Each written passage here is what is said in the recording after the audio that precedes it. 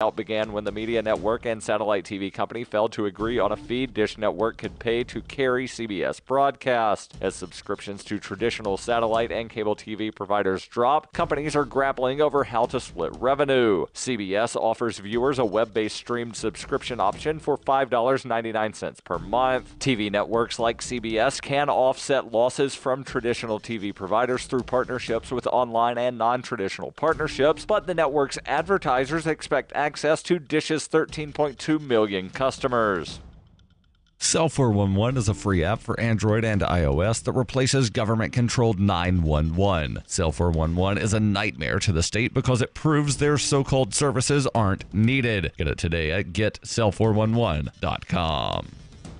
Reuters reports U.S. stores offered deep discounts, entertainment, and free gifts to lure bargain hunters on Black Friday, the traditional start of the holiday retail season, but some shoppers said they were just browsing the merchandise, reserving their cash for internet purchases. Still, a sharp rise in online sales brightened the overall outlook for those traditional retailers that have expanded beyond brick-and-mortar outlets, sending their shares higher in day after Thanksgiving trading. Stores also had carefully managed inventory, seeking to ward off any post-holiday liquidation that would weigh on profits. There was little evidence of the delirious shopper frenzy customary of Black Friday from past years, even as some stores appear to be getting creative with gimmicks besides heavy discounts to drawing customers. Black Friday online sales totaled at least $3.54 billion by 8 p.m. Eastern Time on Friday, up 15.6% from 1 year ago, according to Adobe Analytics, which measures transactions at the largest 100 U.S. web retailers. On Thanksgiving Day, U.S. shoppers spent more than $2.87 billion online, and Adobe projects online retailers to rake in an additional $6.6 billion on Cyber Monday.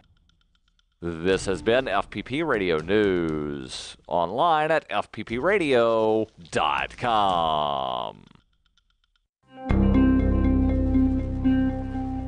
Frustrated with his increased workload and a litany of interpersonal problems, CLG software project manager William Garston brought a list of grievances Thursday to his supervisor Todd Watkins, an utterly powerless office functionary with no actual ability to resolve any problems. Oh, no. I'm really glad that you're bringing this to me. This is great. The 15-minute interaction, which was taken seriously by both parties, involved Garston laying out a series of work-related issues he's had recently, absolutely none of which Watkins has even the slightest authority to address. Again, I'm sorry to be bothering you with all this stuff, Todd. I've reached a point where I was not under the... This is important. We're gonna sort all this out. Sources added that throughout the conversation, Watkins continually nodded his head and repeatedly assured Garston that his problems would be considered a top priority, despite the fact that he lacked the necessary clout to foster any change whatsoever within the company. This is the Onion News Network.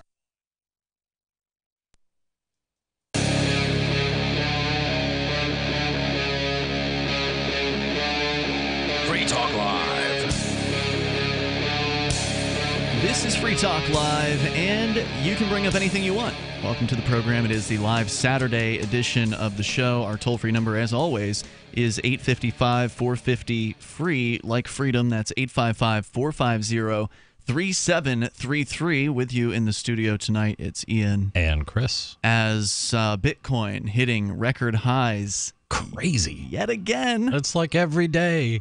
8,700? Yeah. I believe it crashed through today. Yeah. Yep. By the time the show is over tonight, if it keeps doing what it's been doing, it could be past 9,000. So I did a little thing because I've talked to you a little bit about this, but I'd like to sell Bitcoin. You can't really call it a savings bond, but sometimes grandparents like to give the grandkids $25. Sure. Yeah. Put it in an envelope and here you go. But my idea was, why not do that with Bitcoin? Because you can do the private key. You can print out the key, and then somebody can actually import that into their Bitcoin wallet. You bet. So I can print it out on paper, and it's pretty secure, and it's really secure because it's not online. And they could buy any amount they wanted. But I was just kind of curious. I was like, well, through the years, what was the price of Bitcoin on Christmas? So did in other you pull words, those numbers up? I did. Oh, okay. I don't have them in front of me, but I do remember one distinctly. Last year it was 1,000% lower than what it was now. Yeah, it was 10 times. But the first one I could find that had a price on it for Christmas Day was 2010. Okay. And Bitcoin traded at how much? 2010? Could have been 10 cents. It was 25 cents. Really? Okay. So $25 would have got you 100 Bitcoins. Man. So 100 Bitcoins based on today's price would have been like, if you would have gave that as a Christmas gift. Oh, my God. $879,500 at one point today. Oh, my God. Almost $1 million.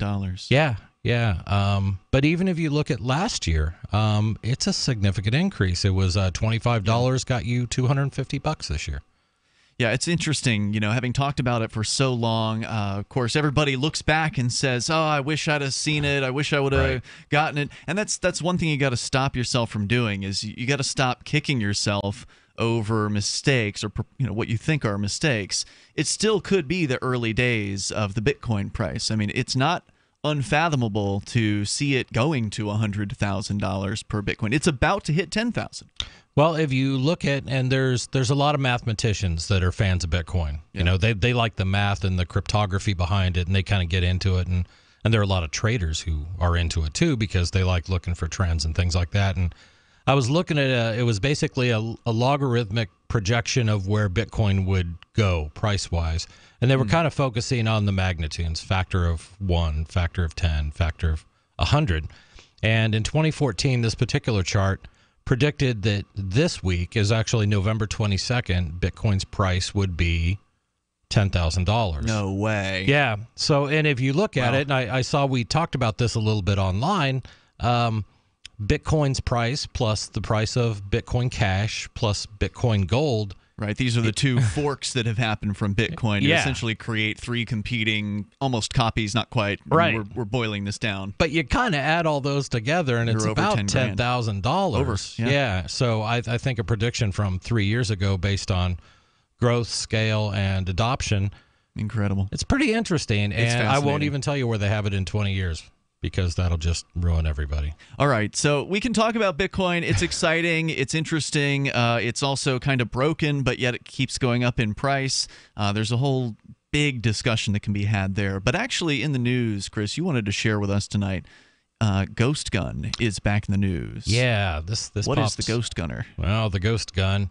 First of all, when we use the term Ghost Gun, what we're talking about are guns that people have built, legally built, and they don't have all the requirements. They don't need serial numbers. Specifically, serial numbers. If you manufacture a gun for yourself, for your own use, there's no requirement that you be a licensed firearms manufacturer or anything like that. You can just build it. And that's good because some people like to build things. People are going to say, you got to have a serial number on there, Chris, because crime. Yeah, and that's the argument that pops up, and there have been a couple times when unserial numbered guns have come out there. The point is that it's not going to ever stop anyone from committing a crime if they're dead set on committing a crime. But what's the benefit to somebody who's not intending to commit a crime to have a gun with no serial number on it? Well, my personal feeling is every time we have another mass shooting or anything occurs, we immediately start talking about gun laws and we have to tighten everything up. The only thing that allows you to protect yourself against a deadly threat that might require a firearm is you. That's it. And government will frequently try to step in and try to make things safer, try to save lives and do all these things. When they implement these gun laws, all they're doing is making it more difficult for people that legally can own guns, and we all can legally and morally, from having guns. So because you have a right to defend yourself. You do have a right to defend yourself, and when we look at the history of the Second Amendment and all these protections that are in virtually every state constitution, it comes down to defending yourself against a tyrannical government. And we tend to forget that this country started with an act of gun control. There you have the British coming out of Boston to do what? Go to Lexington and Concord and seize the weapons of the militia. That was the battle. That was the match that lit this whole thing off. It was literally about them trying to take guns away from the regular people. Didn't that just happen a couple of years ago in the state of Connecticut, where they actually had gun owners lined up, turning in guns? Well, the ones that did so voluntarily. Magazines? Yeah, same thing happened in New York. New York's And both of them, I think it was, I'm going to spitball here and say it was in the 5 to 10% compliance. Most people just ignored it. Yeah, it seems like that happens because people who own guns, in those cases, the ones who volunteered to turn their things in, they seem to really love this I'm a law-abiding citizen mentality, even though that has basically resulted in them converting their right to bear arms into a privilege, because when you ask someone's permission, to go and get a gun license or something like that, a carry license, you aren't exercising a right, are you? No, not at that point. You're begging the Crown for permission. Please, may I have permission to defend myself against a deadly threat? And throughout history, we've seen various regimes and various governments attempt to do this because it's the easiest way to remove the threat of an upset population is to take away their ability to fight back. And it happens again and again. And there are a lot of people in this country that are very dead set against it. And a lot of those people have taken it completely out of the hands of the government or the gun manufacturers or anybody else who might comply and say, you know what, I'm just going to build one myself. And then nobody knows what I have, which is not a bad idea. This story comes to us from the New York Post. And we talked a little bit about ghost guns, guns that don't have serial numbers. Los Angeles, a gun control group founded by former U.S. Rep. Gabby Giffords, asked 2 web hosting companies on Friday to shut down websites selling parts and machines that help make untraceable homemade firearms known as, quote, ghost guns, unquote. The Giffords Law Center to Prevent Gun Violence asked the providers that host ghostgunner.net and ghostguns.com to disable the websites for violating the hosting company's terms of service. Now, I don't know the guy who runs the Ghost Gunner thing very well, Cody Wilson, but I've met him a few times. We've interviewed him here. Yep. He doesn't seem like the kind of guy to choose a web provider that's going to crumble under pressure like this. I hope not.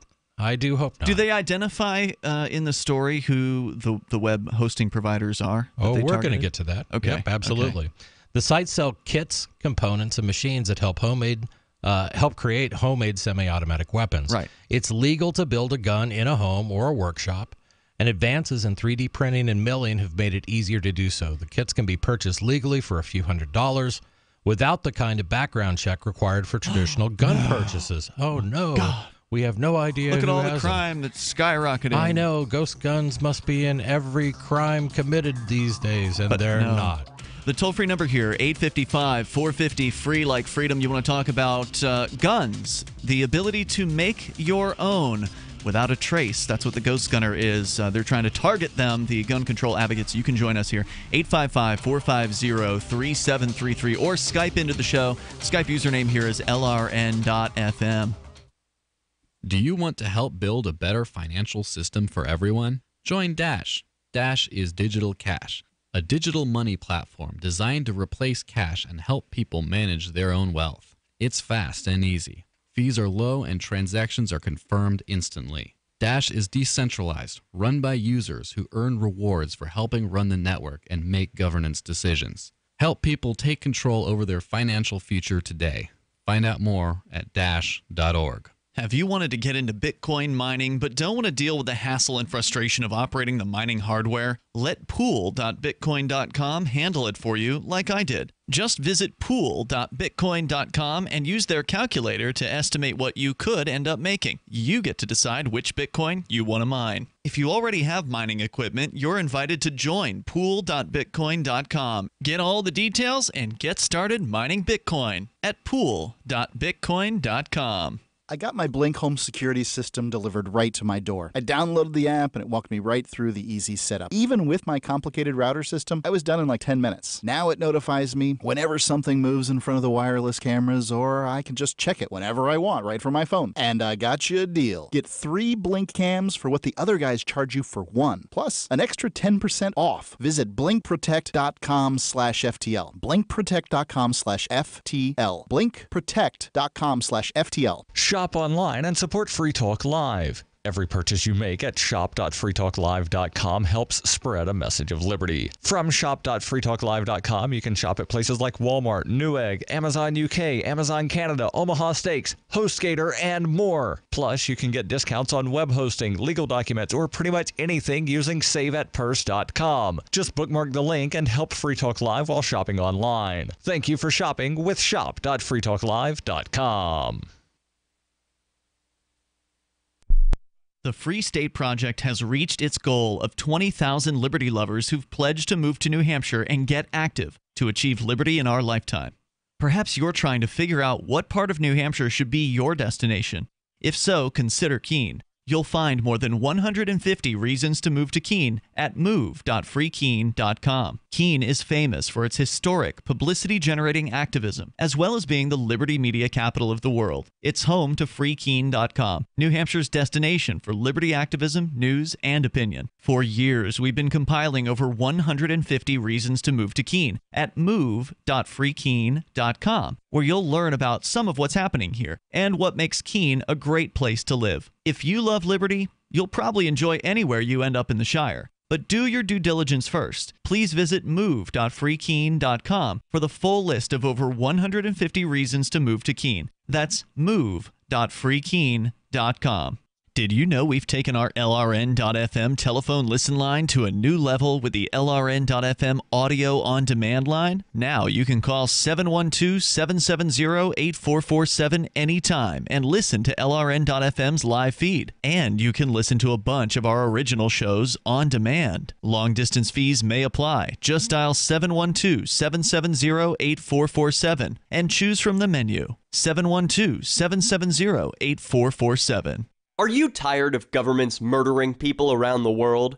Stop using their money. There is an alternative. Bitcoin is a stateless, free market, non-political currency. Bitcoin cannot be inflated or controlled by any government. By using their money, you are helping the state. You have an incredible alternative available now. Learn it, use it, spread it. Get started with Bitcoin at bitcoin.com. That's bitcoin.com. If you enjoy LRN.FM, please contribute to your favorite shows via their websites and become an amplifier at amp.lrn.fm. That's amp.lrn.fm.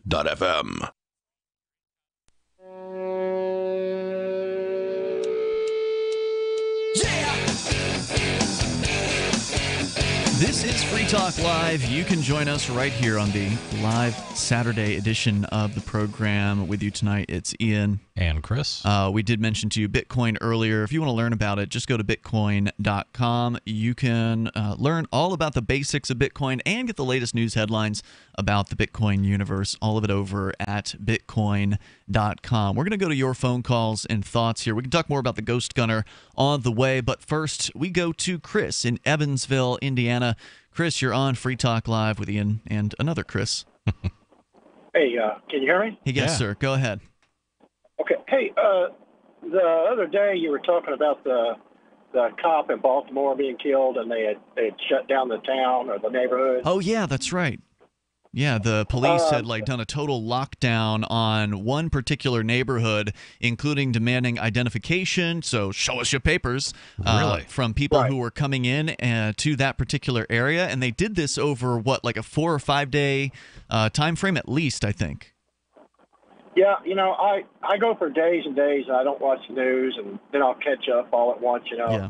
I hadn't heard about that, so I heard you guys talking about it, but it wasn't really that, but I listen to you guys all the time. Thanks. I love the show. I like what you talk about. I don't agree with everything you say. That's but, okay. That's what makes life interesting. So go ahead with your thoughts. That's right.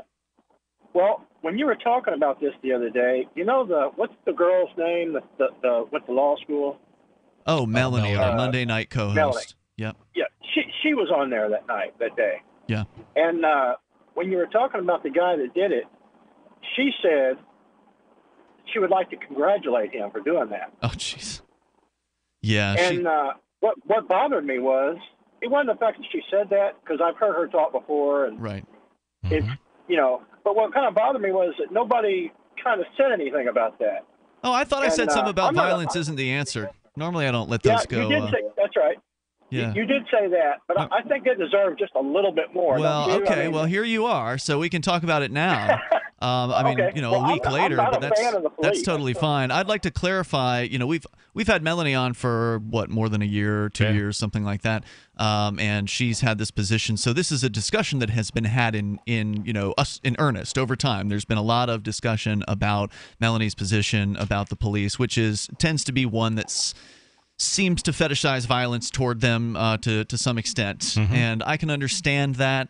I used to believe that violence was the solution to problems, and it's not uncommon for people within the libertarian, I guess, community, if you want to call it that, to have those kind of violent fantasies about the day when people will overthrow the government. They make movies about things like that. Some of these libertarians, and I changed my mind about that. Before you go on, Chris, I changed my mind about that probably about a decade ago, where I made an actual choice to choose peace as the path. And so, if I didn't do enough to stop her and talk about that in that instance, I apologize. But it's just I didn't feel like it deserved. Really, it would have been a total change for what we were talking about to jump into that. I just didn't feel like it at the time. So I'm glad you called in about it. Yeah.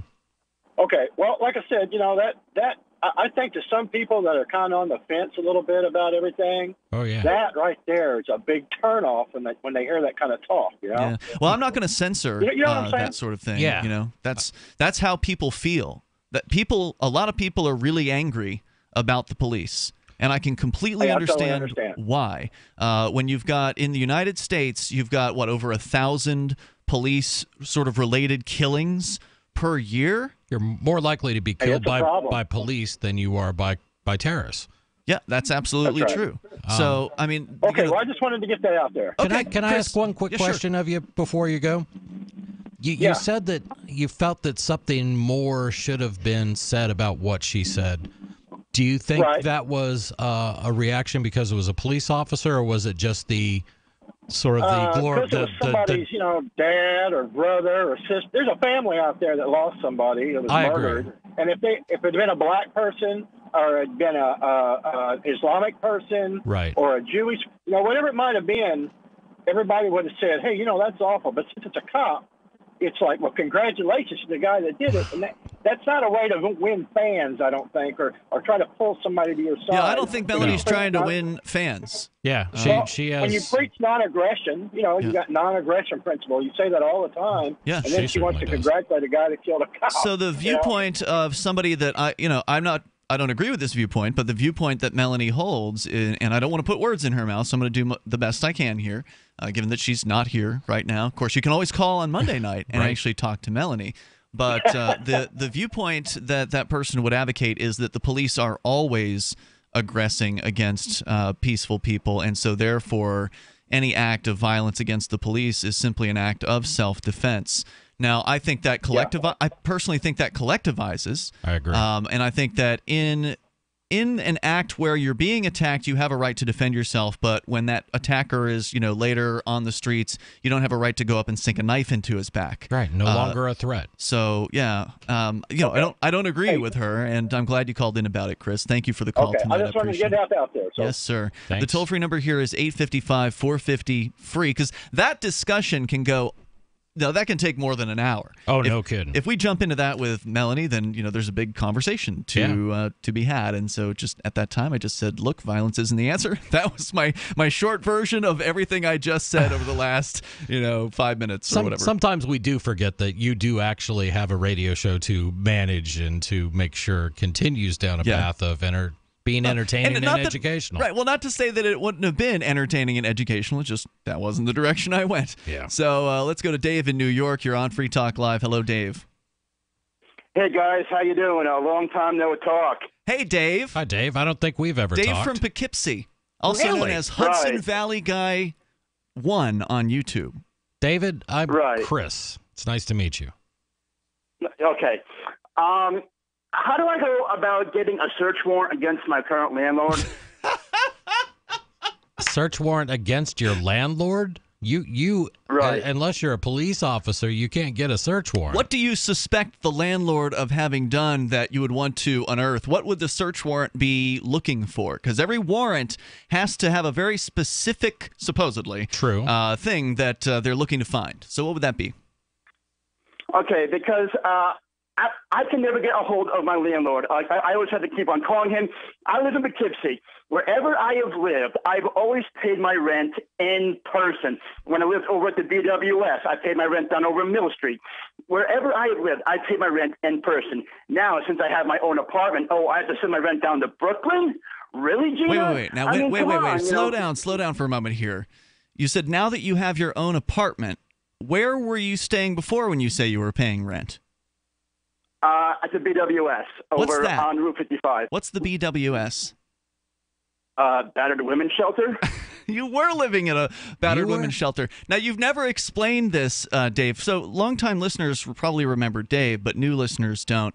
I don't want to go into all the history, but let's just say we knew he was living in a battered women's shelter, and you used to deny it, didn't you? Right, because back in August, I asked him how come he doesn't have email. All he said was, "It's a good question. It's a very, very, very good question." Yeah, and always said it's a good question. So what are you looking for? Are you looking to get into his email account? What do you want the search warrant to find? Right. So hang on, Dave. We're going to bring you back. You can tell us about that in moments. Dave's crazy. 855-450, free like freedom. That's 855-450-3733. Anytime, any place, anywhere, radio remains the most intimate of all forms of media. At home, at work, in the car, on smartphones. Over 90% of consumers still listen to radio every week. That makes choosing radio as a place to advertise your business one of the best decisions you can make. Email advertise@gcnlive.com and partner up with an experienced GCN representative. Advertise@gcnlive.com. Easy, affordable, effective. This is Dan Pilla. Do you owe the IRS money you can't pay? Are tax debts crippling you? I've defended people from the IRS for over 30 years. I've helped thousands, and I can help you too. I wrote the book on IRS settlement, and I'm telling you, there's no such thing as a hopeless case. Call 800-34-NO-TAX to finally get free of IRS debt. With the IRS's new programs, there's never been a better time to solve your problem. Call 800-34-NO-TAX. That's 800-34-NO-TAX, or my website, danpilla.com. This is Michael Dean from the Freedom Fiends. I've run websites since 1996 and have used over a dozen web hosts in that time. AgristHosting.com is the only one that hasn't broken my heart. Agrist Hosting's uptime and service is stellar, and their DDoS mitigation is the best I've seen. That's important because if you tell the truth in this world, you'll ruffle feathers. And some people will try dirty tricks to silence your voice. No matter what the haters hit us with, Agrist Hosting keeps our websites online. If you have a mission-critical commercial presence or a world-changing activism site, you cannot tolerate any skullduggery. So go with agristhosting.com. Have a WordPress or blog site, but you're not satisfied with performance or uptime? Or just want raw hosting? Want to pay with Bitcoin? Agrist Hosting specializes in high-performance hosting with personalized service. Go to agristhosting.com and click on the button that says Get Hosted. That's agristhosting.com.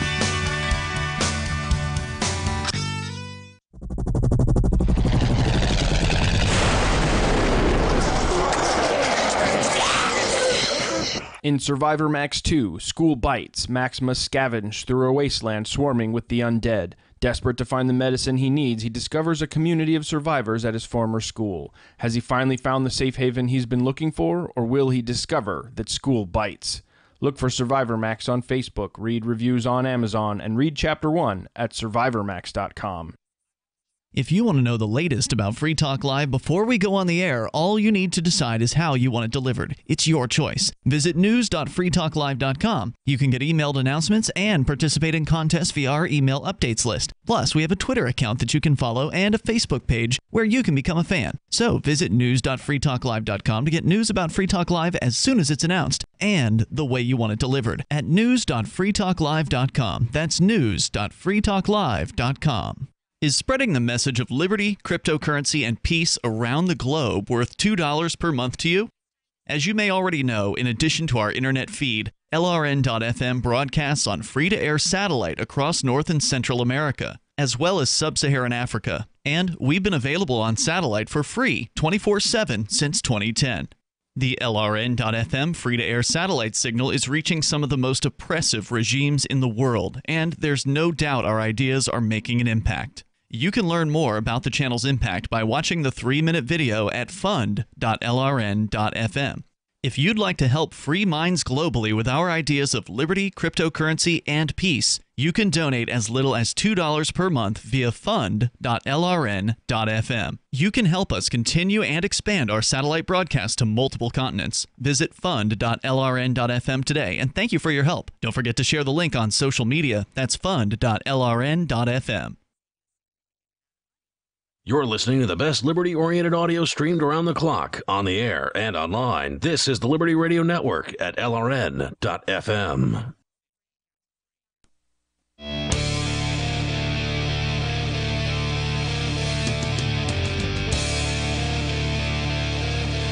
It is Free Talk Live, the live Saturday edition of the program, and you can bring up anything that you want. Our number here is 855-450-FREE, like freedom. That's 855-450-3733. Here tonight, it's Ian. And Chris. If you want to reach people with the ideas of liberty, you can do it from the back of your car with libertystickers.com. You can reach thousands of people with a bumper sticker, and you know people love to read them. Check out the vast selection of witty, poignant, pithy, and downright bombastic liberty-oriented messages at libertystickers.com. Again, libertystickers.com. We've got Dave on the line in New York, also known as Hudson Valley Guy 1 on YouTube. Dave, we were trying to find your videos just a moment ago, and it looks like you've been deleting them. What's going on? I haven't really been deleting them, and I heard you say that I'm crazy. I'm not crazy. I just want to get a search warrant for my landlord because I want to know if he has email. Because when I asked him, how come he doesn't have email, he goes, it's a good question. It's a very, very, very good question. I want to know what his answers. I sent him letters. I sent him letters on the 8th. What are you trying to bug him about? Right. I want his email address because wherever I have lived, I've always had somebody's email address to get a hold of them. I don't even know what this guy is down over in 50. Do you have his phone number? Right. Avenue. Do you have another way to get in touch with him? 5014 16th We don't Avenue. need the we don't need to know the address. Okay, you need to have answers for these questions. It's very important. If you're trying to get a search warrant, you need to know exactly what it is you're looking for. Now, of course, you can't actually get one because you're not a cop. But you could try going before a judge and asking for one. I suppose. Have yourself declared a peace officer and tell him, I need a search warrant. So you want to find out if he has an email address. You know, you do understand that people aren't obligated to have email, right? Everybody has email because I don't want to keep on calling him and calling him and calling and not Look, what's your email address? Every time I call him, listen. Every time I call, all it goes is Jack goes find one. Jack goes find one. What the hell does that mean? I don't know what you said. I have no idea. Because you know what I want to be able to give him my credit card information through email, so I don't have to call him. Okay. Yeah. Okay. Wait a minute. So you're like, are you a millennial or something? Do you have a problem with talking to people on the phone? I mean, obviously you're able to call us. Why can't you call your landlord? You just said you don't want to call him. Because he never answers his phone. Wherever I have lived, people always had email or they answered their phone. This guy never answers his phone. Where's he? Do you know where he lives? You said you wrote him letters, right? I don't know. I don't know where he lives. All I know is that the address is 5014. What address? What address is that? Is that the address at which you can write him a letter? It's an address. Why don't you try going there? Why don't you try going there? You can drive, right? I'm not driving all the way down to Brooklyn, and right now my car isn't really doing so well right now. I'm over here in Poughkeepsie. I'm not driving down to Brooklyn. Are you employed right now, Dave, in New York? No. How long's it been? How long's it been since you had a job? August 19th, 2013. Wow, that is a long time. That's a stretch. So you're definitely on welfare then, right? Not welfare, no. But, you know, it's... But yeah, how are you getting your bills paid? Some assistance. Right. What kind of assistance? His address is it coming from a church? Dave, whoa. We're not going to have you give out somebody's address. Yeah. Okay, so stop doing that. I need to know, are you on welfare or are you getting like money from your mother or what? How are you paying your food bills? How are you making ends meet? It's through Social Security, okay? Social Security? You're not 65. There's. What are I'm you not on gonna go through the whole disability? thing, but- yes. For I what? just sent some letters on. What's the I reason? sent some letters on the 8th, on the 13th, on Can the, you on get the disability 20th. for repeating yourself? Because you've got, we know that you like to repeat yourself. Is that why you got disability? What's your disability? I'm not going to go through that, but I want to know why my landlord doesn't have email. I have faxed him letters. See what I mean about mailed him repeating letters, himself? and Is that all it takes, all Chris, it- to get disability? I have no idea. It seems like I a lot don't of know. people- I've never Because got disability. When I asked him, Is it because you're How come crazy? he doesn't have email? All he said was, Yeah, it's a good question. something or other. Very You're good repeating question. yourself again. I All right, wanna know thank you, his Dave. answer. I wish you the best. Thank you for the call tonight.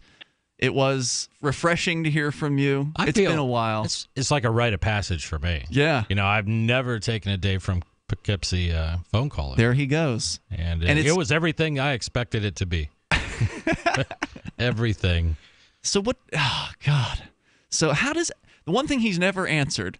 How does somebody who's not a battered woman end up living at a battered women's shelter? That's something I've always wondered. My only thought was maybe he got a job there. I mean, they have like a oftentimes maintenance man? maintenance guy, or maybe No. a counselor. No. Like he said, he hasn't had a job since 2013. Yeah, I know. That sort of threw that whole theory out the window. So I have no idea. Transvestite? Possibly. I don't know. You'd have to be pretty good. And I've looked at his YouTube videos, and I'm No, like, he wouldn't that's going pass. to take a lot of makeup. A lot of makeup and a lot of skill. God, I don't know what to tell you about Dave in New York. I guess I'll do a brief recap here because I did one for you during the break, but I didn't want to do it before we kept talking to him. Dave in New York called years ago, and he was really angry. And a lot of the time, he'll be angry about something. He was Right. obviously upset that he couldn't email Right. his landlord there, but sometimes he's really angry about things. And the thing that he was angry about was being made fun of on the internet, which, of course, is a long time thing that's been happening on the internet to people All who've been sorts of on the people. internet. Right. But he was really mad about it, and he was talking about the Hudson Valley area of New York where he was on, like, there's Craigslist, I guess, has some sort of chat or forum, or I don't know what it is. I've Or never you actually can been there. comment on some kind of different open things for sale. Okay. thing. No, I don't think it has. I don't think it has anything to do with what's for sale. I think it's just like some other part of their site. And so he would get into arguments with people on Craigslist and then on like Venmo or something or some other thing. There's some other, I don't know, some chat app where you can actually talk to people like a two-way kind of thing. And so these people would follow Dave around the internet. So it wouldn't matter if he went to some other forum. Right. They would find him and just troll him relentlessly because he's so easy to set off. And of course, when he first called in, I was like, well, Dave, why don't you go to a web forum where, people agree with you on things rather than having fights? Because you seem to like to have fights. Well, of course, he gets into the Free Talk Live. What we had back then was called the BBS. It was our original forum. We have a different forum today, and he's not shown up there. But when we had the BBS, he came in there and, of course, started to get into fights. And some of his trolls from the previous forums came in. So he brings his own audience. Yeah, and so, attacking the moderators and just doing everything that it would take to have people want to troll you on the internet, to have people want to hate you and, spend their time on you. Unreal. And so, yeah, he was totally attracting the very thing that he supposedly hated so much. And you can bring it to his attention, but obviously his attention is not particularly good at staying on one thing. Well, I guess it does stay on one thing over and over again, but it doesn't, particularly accept ideas from the outside. Well, Just a fascinating study. I got to go back and look at some of these videos. And evidently there is a channel. Somebody copied them, I bet, at some point. It looks like somebody has put together a whole bunch of videos. Is it the Man-Child Adventures channel? Man-Child Adventures on YouTube. Yeah. So I'm going to go through their stuff. They look like they're having a lot of fun over there. Oh, it is fun stuff. It's very repetitive, but I imagine they might be doing some editing to cut the repetitiveness down. I don't know. I have not watched the Man-Child Adventures. There you go. Dave in New York, also known as Hudson Valley Guy #1. Look for Man-Child Adventures on YouTube, and you will be entertained. If you've found that somewhat entertaining, you'll really enjoy his videos. And to be clear, it's Man-Child Adventures, but it's misspelled. It's ADD Ventures. Oh. So kind of apropos, I think. All right, the toll-free number here tonight, if you want to join us, is 855-450-FREE like freedom. That's 855-450-3733. And also we can get back into the Ghost Gunner, which is the story we had started the show out with, this question, very serious, issue of people making their own guns, which should be a freedom that everybody has. I don't see it listed anywhere granting the government the ability to restrict that. The toll-free number, though, if you want to join us, 855-450-FREE like freedom, or you can Skype in at Skype username LRN.FM. So whether it be crazy people or ghost guns or whatever's on your mind, you can take control of the airways here. This is Free Talk Live Saturday show. Crimes of the Crown by Captain Mark. The Crown casts the world in shadow and claims to be our guiding light. Cowards clamor for security from boogeymen and ghost stories. While I say these hobgoblins are imaginary, I say those they propped up as our liberators are now subsisting on our bondage. I say there is freedom in the black, and that's exactly where we intend to go. The Crown banishes its own officers for exposing its crimes and tortures dissidents to the brink of madness. It dominates the globe and swallows the wealth of generations, leaving only blood and excrement. The Crown calls it piracy to explore frontiers beyond its grasp. So the time has come for us to define the conduct among pirates. I say the Crown has trampled our necks long enough. Need decentralized solutions to centralized problems? Looking for a community of like-minded scoundrels? Or just want some swag to let the Crown know what you think of it? Join the conversation at pirateswithoutborders.com. We won't be hard to find. Have you ever wondered who the second person to discover gravity was? When you're in the mood for a treat, would you go to the second best bakery in town? Or how about the name John Breckenridge? Recognize it? If you don't, that's because he came in second to Abraham Lincoln.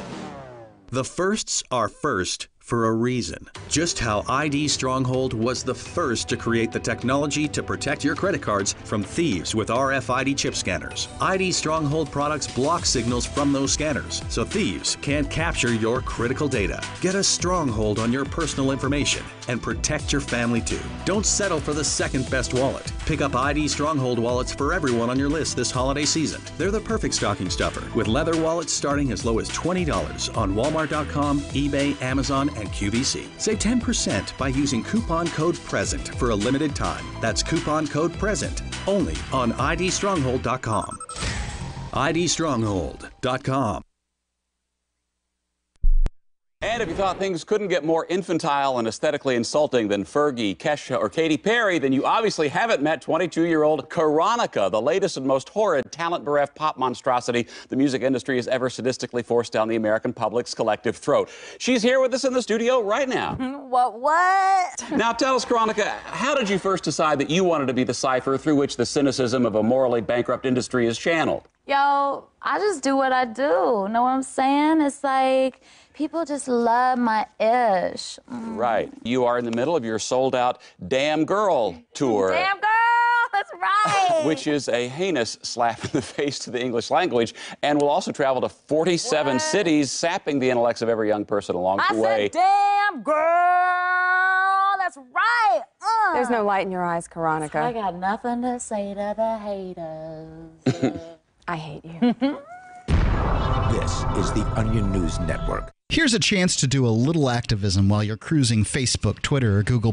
Between the LOL cats, the recipes, the hot girls, and the inspirational sunrise memes, Free Talk Live's posts pass by your newsfeed. Like them, comment. It gives us more exposure. If you don't see our posts, click like at facebook.freetalklive.com and then hover over it to click Get Notifications. It's an easy way to spread the ideas of liberty a bit further. I know you're busy, but you can spare that 1/10 of a calorie it takes to click on something. Facebook.freetalklive.com. I love My Magic Mud. I drink a lot of coffee. I had stains on my teeth. Then I found My Magic Mud, and I was told it would remove stains. So I paid attention when I brushed the first time. My Magic Mud is black tooth powder, and the difference it made in my teeth in one application was noticeable. With 4, my teeth were as white as you normal folks out there. Please go to mymagicmud.com and buy a jar. There's 150 applications for $25. You can use Bitcoin, mymagicmud.com.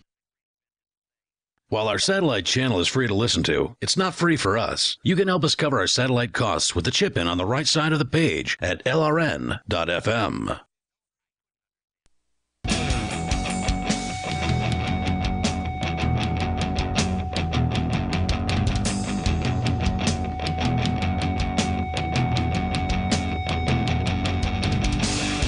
Free Talk Live, and we'll take your calls about anything that you want to discuss. That's the point of the show, for better or worse. Sometimes it can be really entertaining. With you in the studio tonight, it's Ian. And Chris. You can bring up anything. You can also call us Skype at Skype username LRN.FM. Plus, if you want to help support Free Talk Live, please amp the show. Go to amp.freetalklive.com. Get signed up for $5 per month. You can do it via credit card, PayPal, Bitcoin. It is up to you, and you get some cool perks like access to the AMP-only call-in lines, the AMP-only podcast, which doesn't have the commercials that our normal podcast does. There's also the AMP-only Facebook group, and you get a special badge if you are on our new Free Talk Live forum. So I talked about the old forum earlier. We do have a new one, and a lot of people have been signing up over at forum.freetalklive.com. But yeah, please become an amplifier, and it helps us get on more radio stations with the ideas of freedom and crazy people.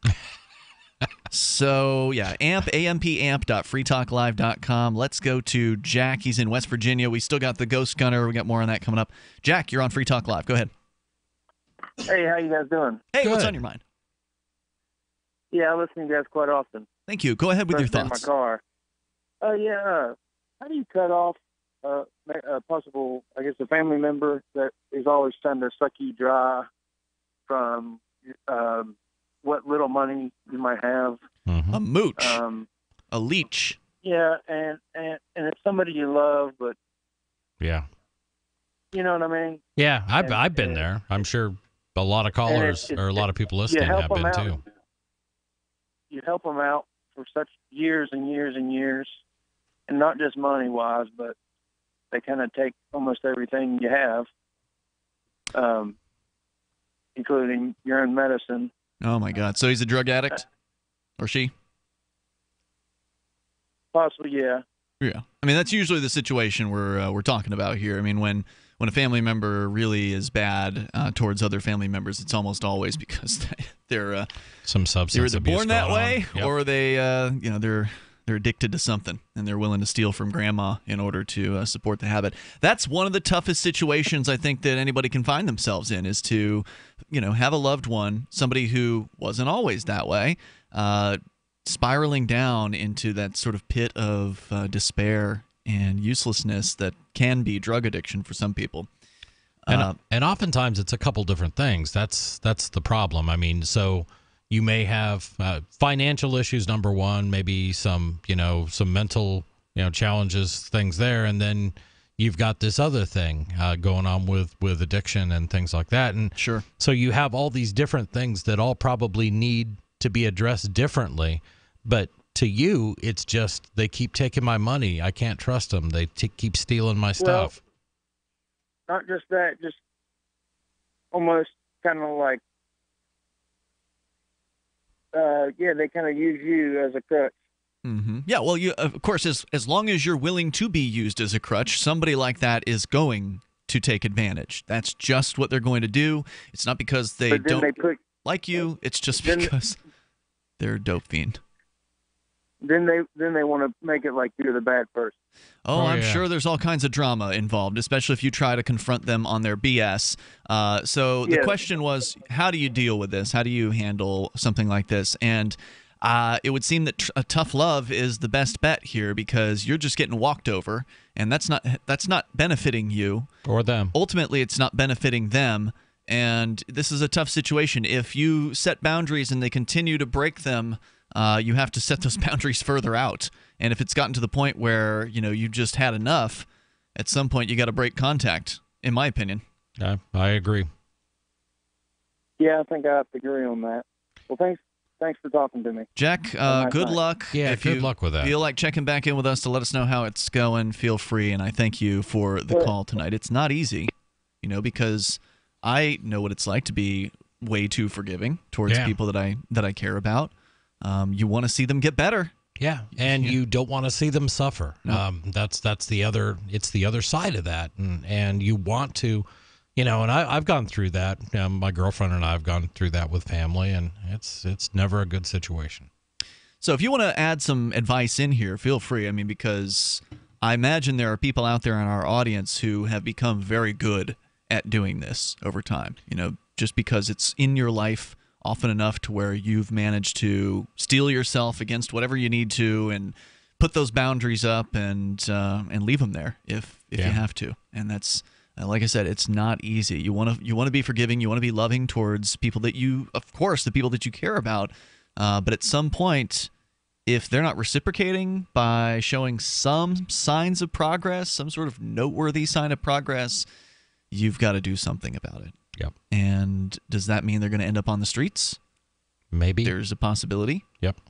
That's obviously not good, but sometimes you've got to hit rock bottom, as they say. And that's a lot closer to rock bottom than having a nice, warm bed to sleep in because they're crashing in your guest room and they've been there for the last 7 months and haven't paid a dime in rent and aren't cleaning the house. And, we can go on and on with how bad a situation like that can be. And they're stealing from you and, leaving needles everywhere or whatever. And your idea of rock bottom may not be where their rock bottom actually is. I've come to realize that. I've looked at people and gone, man, there's no way you can't go any lower. You're gonna seek help, right? Nah, I got this plan. How'd that work out? Yeah, and it's like, wow. You just want to keep going with that, and it's tough. It's easier to read about headlines and things like that, and hear about it happening to somebody else's family. It's just then it happens to you. Kind of pulls at your heartstrings. But when it's you and you're in that situation, man, there's not much harder thing to go through for a human. Let's talk to David. He's in New Mexico on Skype. Go ahead, David. Hey, yeah. Another time I'll comment on the forecast for what's going to happen with Bitcoin and other cryptocurrencies. I think I got a good idea what's going to happen with that. But what I was called my forecast is cryptocurrency's value will continue to rise as a group over time. Whether one or the other ends up on top is another question. But yes, go ahead with your other point. Right, I would agree with that, and then I'd add something, like I said, a future discussion. The last week, I think it was actually Saturday of last week, and so that you heard the call, there was a gentleman that was also from New Mexico that called in and shared his experience with what's called the courthouse cottage industry. The judges and lawyers and all involved, they actually use that phrase, the courthouse cottage industry, which refers to lawyers and therapists and expert witnesses and so on like that. And what I wanted to point out to people if they didn't catch it for themselves is to notice that this guy had went into court over his child and ended up losing that child, getting pushed out of the child's life. Mm-hmm. Found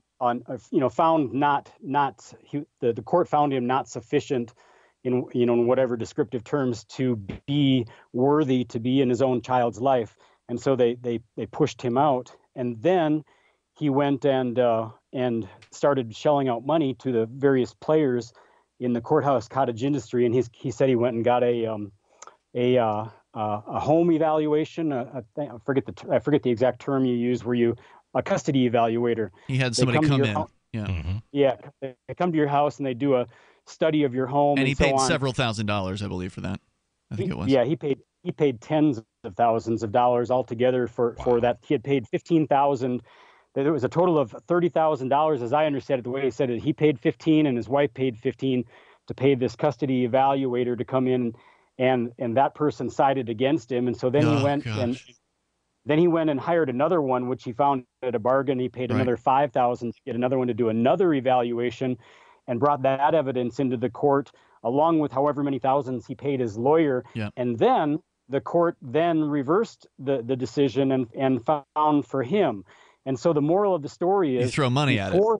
Yeah, before he paid into playing the game, into feeding the sharks in the courthouse cottage industry, mm-hmm. he was not sufficient enough a human being to parent his own child. But as soon as when he paid, $25,000, $30,000 or whatever it was, then all of a sudden he was then worthy. There you go. Right. So if you follow the facts and the logic of it, and follow the money. Right. Yeah. It's quite obvious that it's a game, because the guy is the same guy before he paid the money. Well, they do call it court, don't they? Thank you for the call tonight. The toll-free number here is 855-450-FREE, like freedom. It's a sick business. I'm just sitting there going $30,000, so $15,000 from each side. Yeah. that could have gone to the kid's education, or as an inheritance, or it's a down payment on a house. It's right there. It's a car. Happy graduation. Jeez. The lawyer got the car in that case. Exactly. The toll-free number here, or whoever it was that did that, 855-450-FREE like freedom. That's 855-450-3733. You can talk about what you want.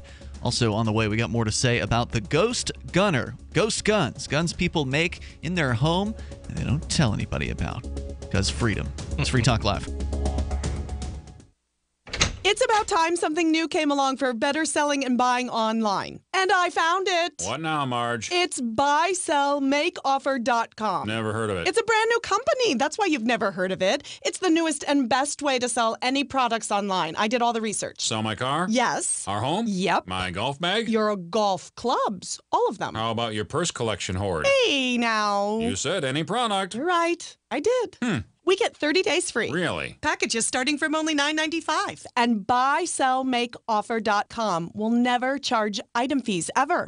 Never. And this is cool. Listen to this. You can even use Skype or video to show your items. That's cool. Yes. All we have to do is go to the website, sign up, and then load our stuff to sell. I love this site. Buysellmakeoffer.com. Buysellmakeoffer.com. You got it? Buysellmakeoffer.com. Buysellmakeoffer.com. Better selling, better buying.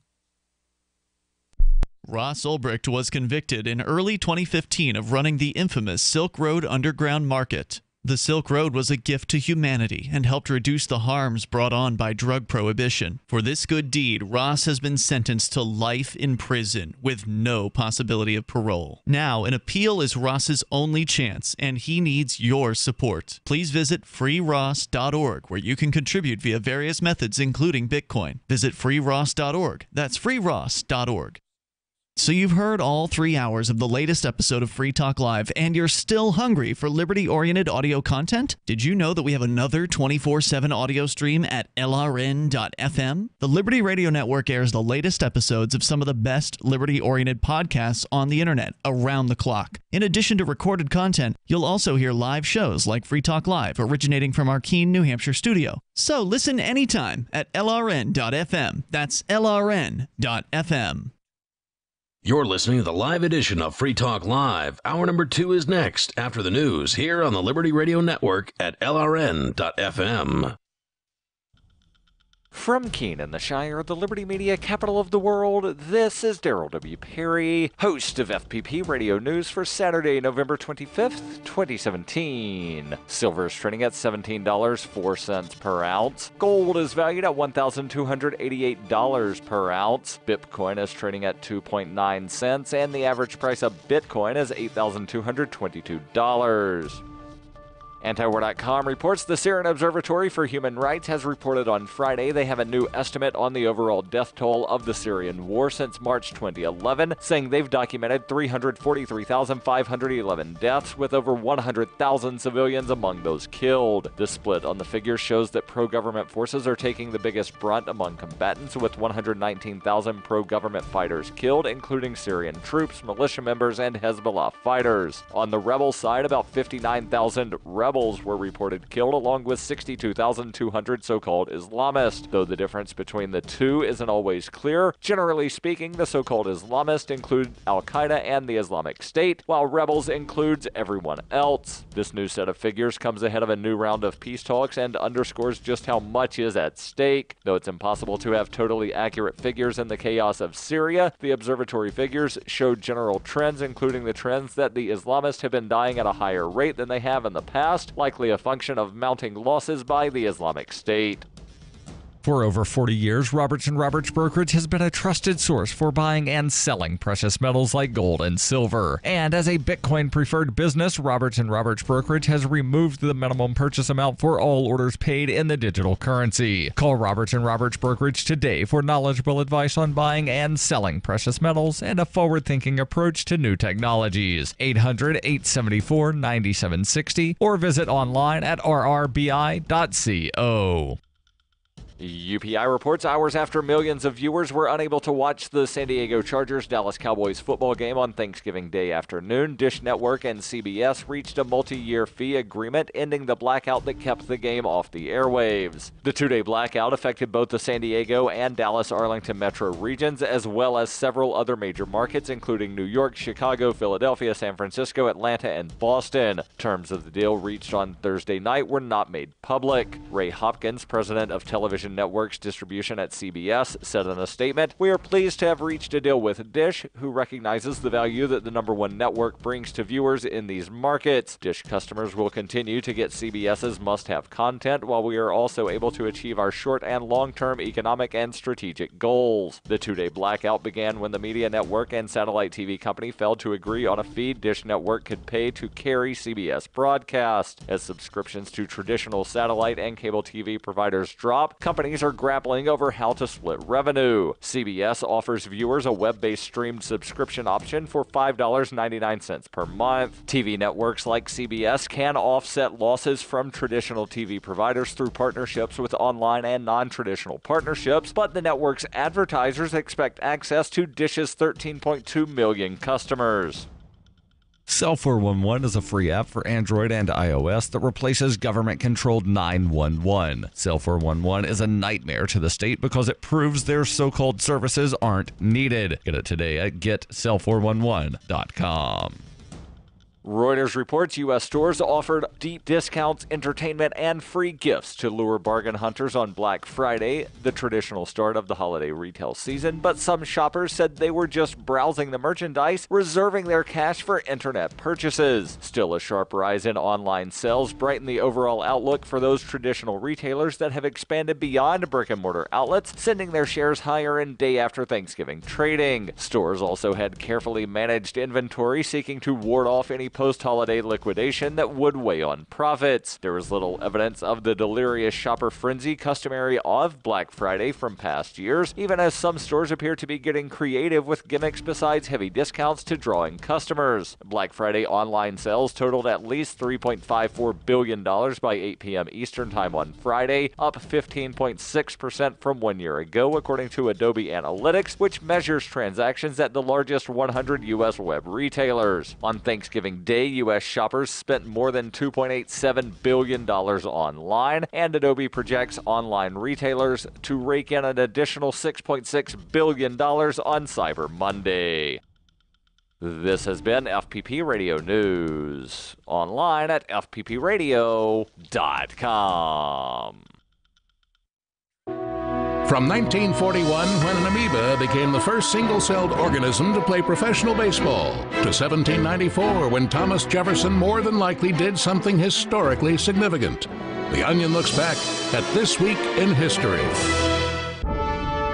On May 25, 1925, Tennessee teacher John T. Scopes was formally indicted for teaching the theory of evolution in a public school after a monkey called to the stand failed to turn into a human. Sir, you have been on the witness stand for a full 3 hours now. And in this time, we haven't seen you lose any of your hair or shed your tail. Can you at least articulate a single justifiable reason why Mr. Darwin's theory should even be mentioned in our nation's classrooms? And on May 27, 1995, actor Christopher Reeve came in last place in a horseback riding event. This is the Onion News Network.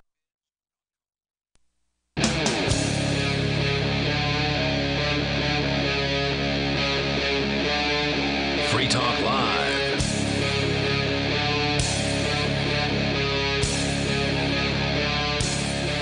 It's Free Talk Live, and it's the live Saturday edition of the program. As always, you're invited to join us here. The toll-free number is 855-450-FREE, like freedom. With you tonight, it's Ian. And Chris. Still to come, more on the Ghost Gunner and Ghost Guns, the idea of making a gun in your own home without having to tell anybody about it. Sounds good to me. No serial number, no license. We can talk more about that, but we're going to go to your calls and thoughts here first. Ruth is in Seattle, listening to KBKW in Aberdeen. Hi, guys. Hello, Ruth. Yeah. Hey, a nice show. Enjoy listening to you and your callers. I wanted to make a comment or two relating to the gentleman a couple of callers ago talking about his family member who looked like he was probably on some sort of a drug and so on.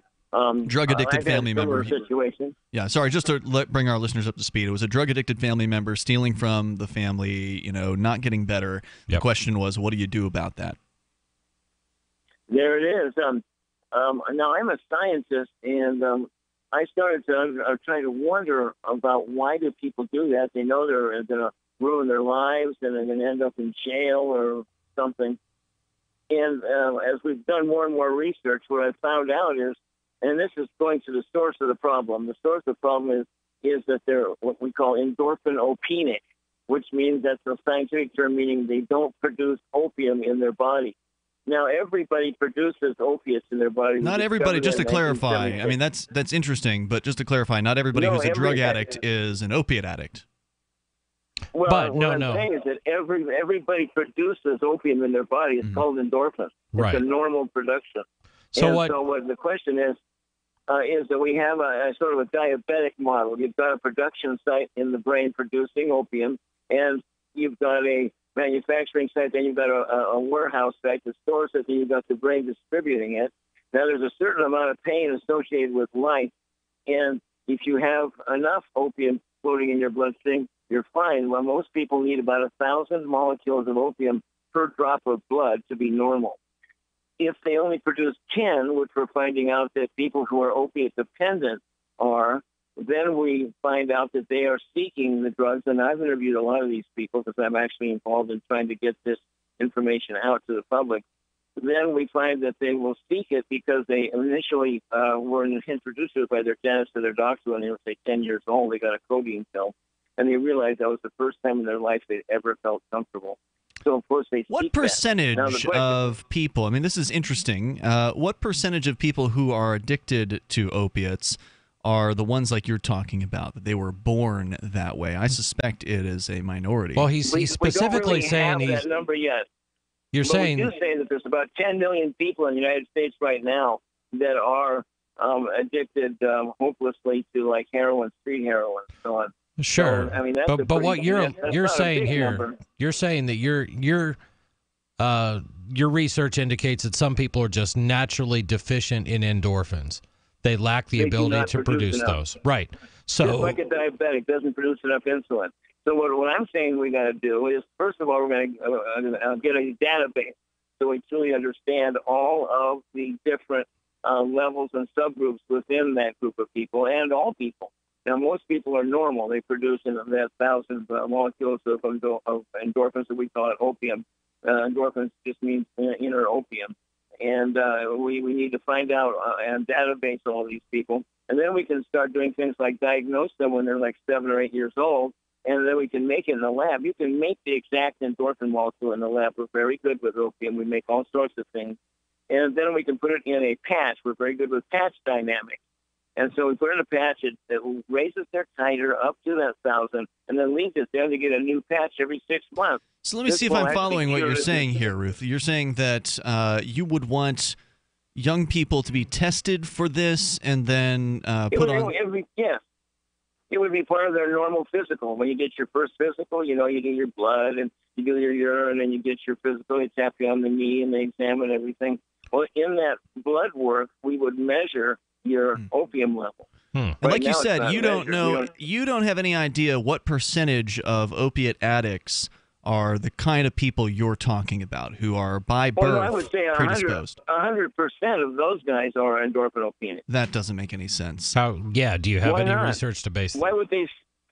Why would they do that? Because the other reason why so here's the other thing you're ignoring, and there's been plenty of science looking at the other side of this, which is to say that people use drugs because they are in a bad place in life and they want to escape from that place. And the drugs, whether they be opiates or alcohol or whatever it is that they happen to be addicted to, are a way for them to try futilely, ultimately, to escape their problems in life. And I believe it was Carl Hart, Dr. Carl Hart Jr., I think it was, or just Dr. Carl Hart. But anyway, he looked at a group of serious addicts, meth heads, crack addicts, and he gave them the choice between $20 per day at the end of a 3-week-long study. They were being kept in a hospital, and they were being offered. I read that study. Yeah, it's an interesting study. I'm going to explain it for our listeners. Yeah, very interesting.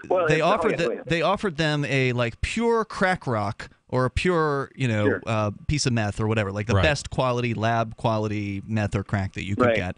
This was what they were addicted to, and they said, here, you can have this pure rock and smoke it right now, or we'll give you $20 at the end of this 3-week study. And then the next day they did the same thing. And then the next day they did the same thing. So they had the opportunity to make quite a bit of money, build it up, after all this was said and done. And what they found was that the people in this study, these supposed hopeless addicts, were able to put off their gratification. They were able to choose to not get high. Now, when it was $5, they were more likely to choose there was to a get high. dollar that triggered it. But there was a certain dollar amount that gave them enough hope for the future to where they were able to say, no, I won't pick up that crack pipe today. I'd rather have the money at the end of this. And with the, sort of what they came to conclude from that was that many people who are drug addicted, seemingly hopelessly, it's just because they believe their situation in life is hopeless and they're trying to escape from that. So that's not to say, Ruth, that you're wrong. Maybe there are some people who have this predisposition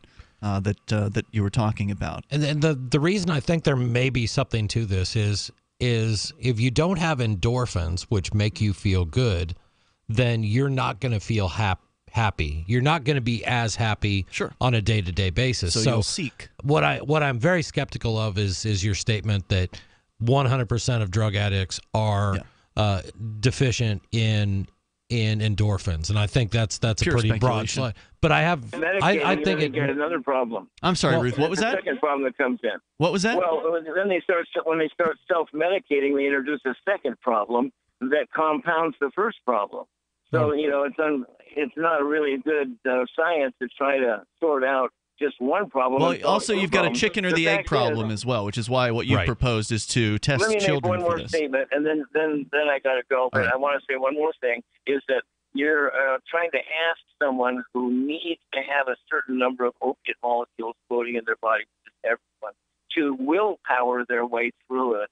And it's like asking a diabetic to willpower a way through. Yep, I see what you're saying there, Ruth. Thank you for the call tonight. I appreciate hearing from you. The toll-free number here is 855-450-FREE like freedom. That's 855-450-3733. I'm a big believer in mind over matter. I think that there is something to willpower, and a lot of people have beaten their drug addictions through the application of discipline and willpower. That's not to say that there aren't people with these deficiencies like she's talking about. I just don't know what portion they are. Well, there's another one that I find really interesting, and that is naltrexone, and that's not naltrexone. Naltrexone, okay. And we're not talking about the stuff you give to an addict to wake him up, but it's been used really successfully in a lot of studies treating alcoholism. And what the study was basically, excuse me, that's okay. The study was basically found out was that people weren't actually getting addicted to alcohol. What they were getting was a rush of endorphins when they drank. And the endorphin rush, that opiate rush, was what was causing this. Naltrexone blocks that, so they find that they're not getting the rush from drinking that they did. And when you don't get the feedback, you lose interest, and that seems to work too. But what do they replace it with if they're looking for a rush? They're not. They don't have a desire to replace it with anything. All right, there's more coming up here in moments. You can join us, 855-450-FREE like freedom, 855-450-3733. It's Free Talk Live.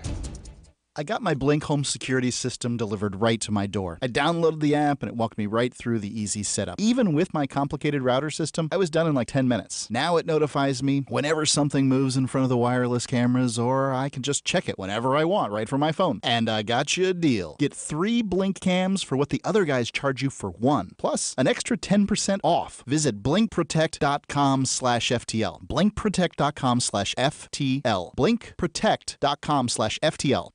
Dash is digital cash, a digital currency designed to replace cash and help people manage their own wealth. It's fast and easy, fees are low, and transactions are confirmed instantly. Pay anyone, anywhere in the world, anytime, for just pennies on the dollar. Dash is the first digital money that's governed by its users. Join Dash and help us build a better financial system for everyone. Find out more at dash.org. That's dash.org.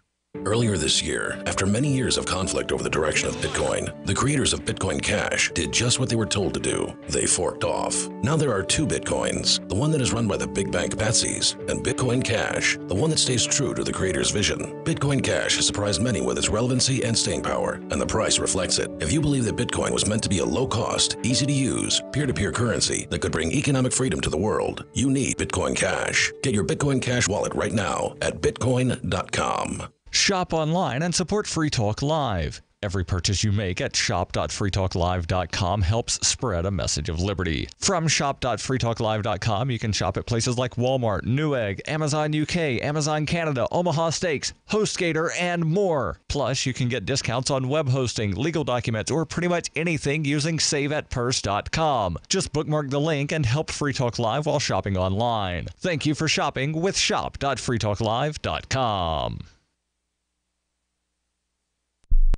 Since time began, tyrants have taken aim at personal liberties. Now there's a movie that aims back.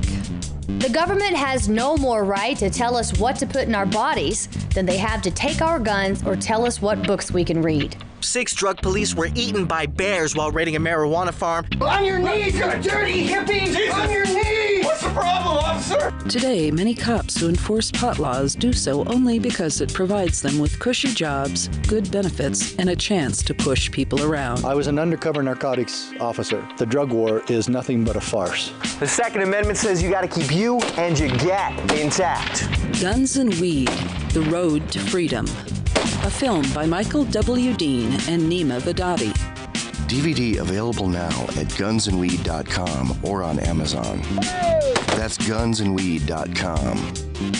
Makes the perfect gift. Remember, that's gunsandweed.com. LRN.FM is proud to announce our official listening apps for Android and iOS devices. Now you can easily tune into our streams anywhere, anytime on your smartphone or tablet. Just visit apps.lrn.fm or search for LRN.FM in the Android or Apple app stores.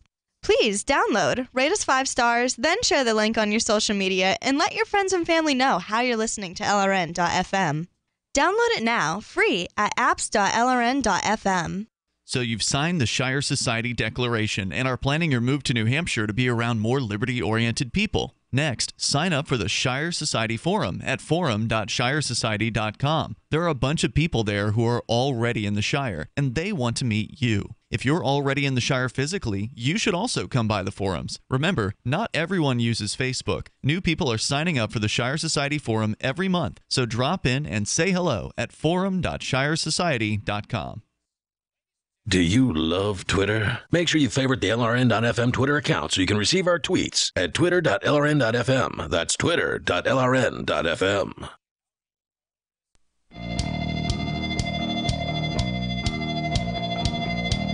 This is Free Talk Live, and it's a live Saturday edition of the program. You can dial in toll-free and join us here at 855-450-FREE, like freedom. That's 855-450-3733. Tonight in the studio, it's Ian. And Chris. Also, Blink Home Security, super easy to get set up. This is not some kind of system that you got to pay somebody to monitor for you.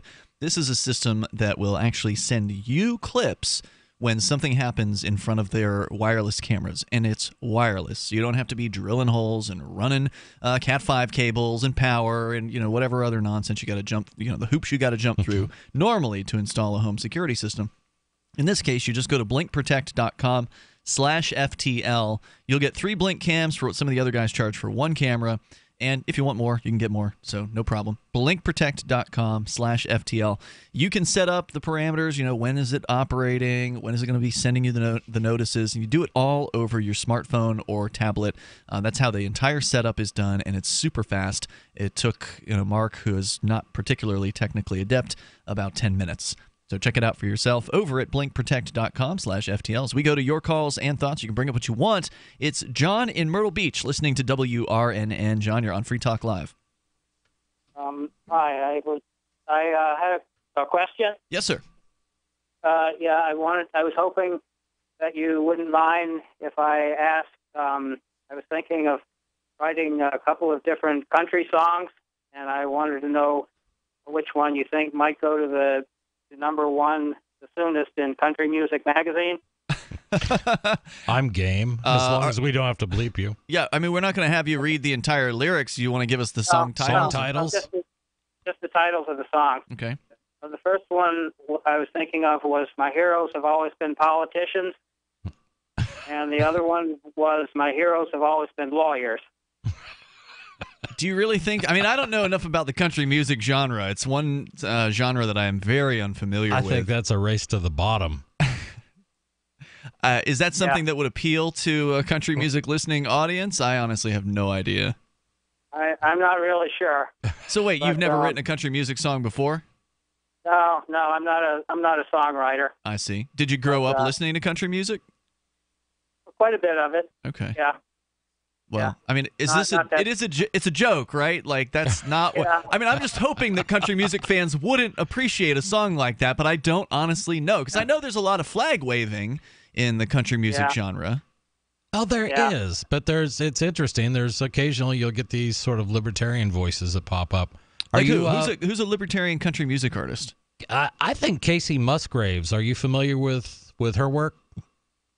No, I'm not. Yeah, she's I mean, she talks about smoking pot and, about it's okay to be gay and topics that you don't typically hear in country music. And that's pretty cool. Yeah. She's actually pretty popular. So. John, thanks for your call tonight. Good luck with your songwriting if you actually do it. Thanks for letting me vent. Yeah, no problem. That's what we do.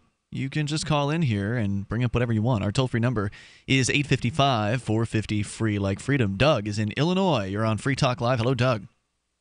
Yeah, hello. Hey, I actually had a lot of family over for the holiday, and I'm a libertarian, and I got quite a bit of left-leaning liberal people. Oh, boy. Thanksgiving dinner with the not-so-libertarian family. I bet a lot of people have to deal with this.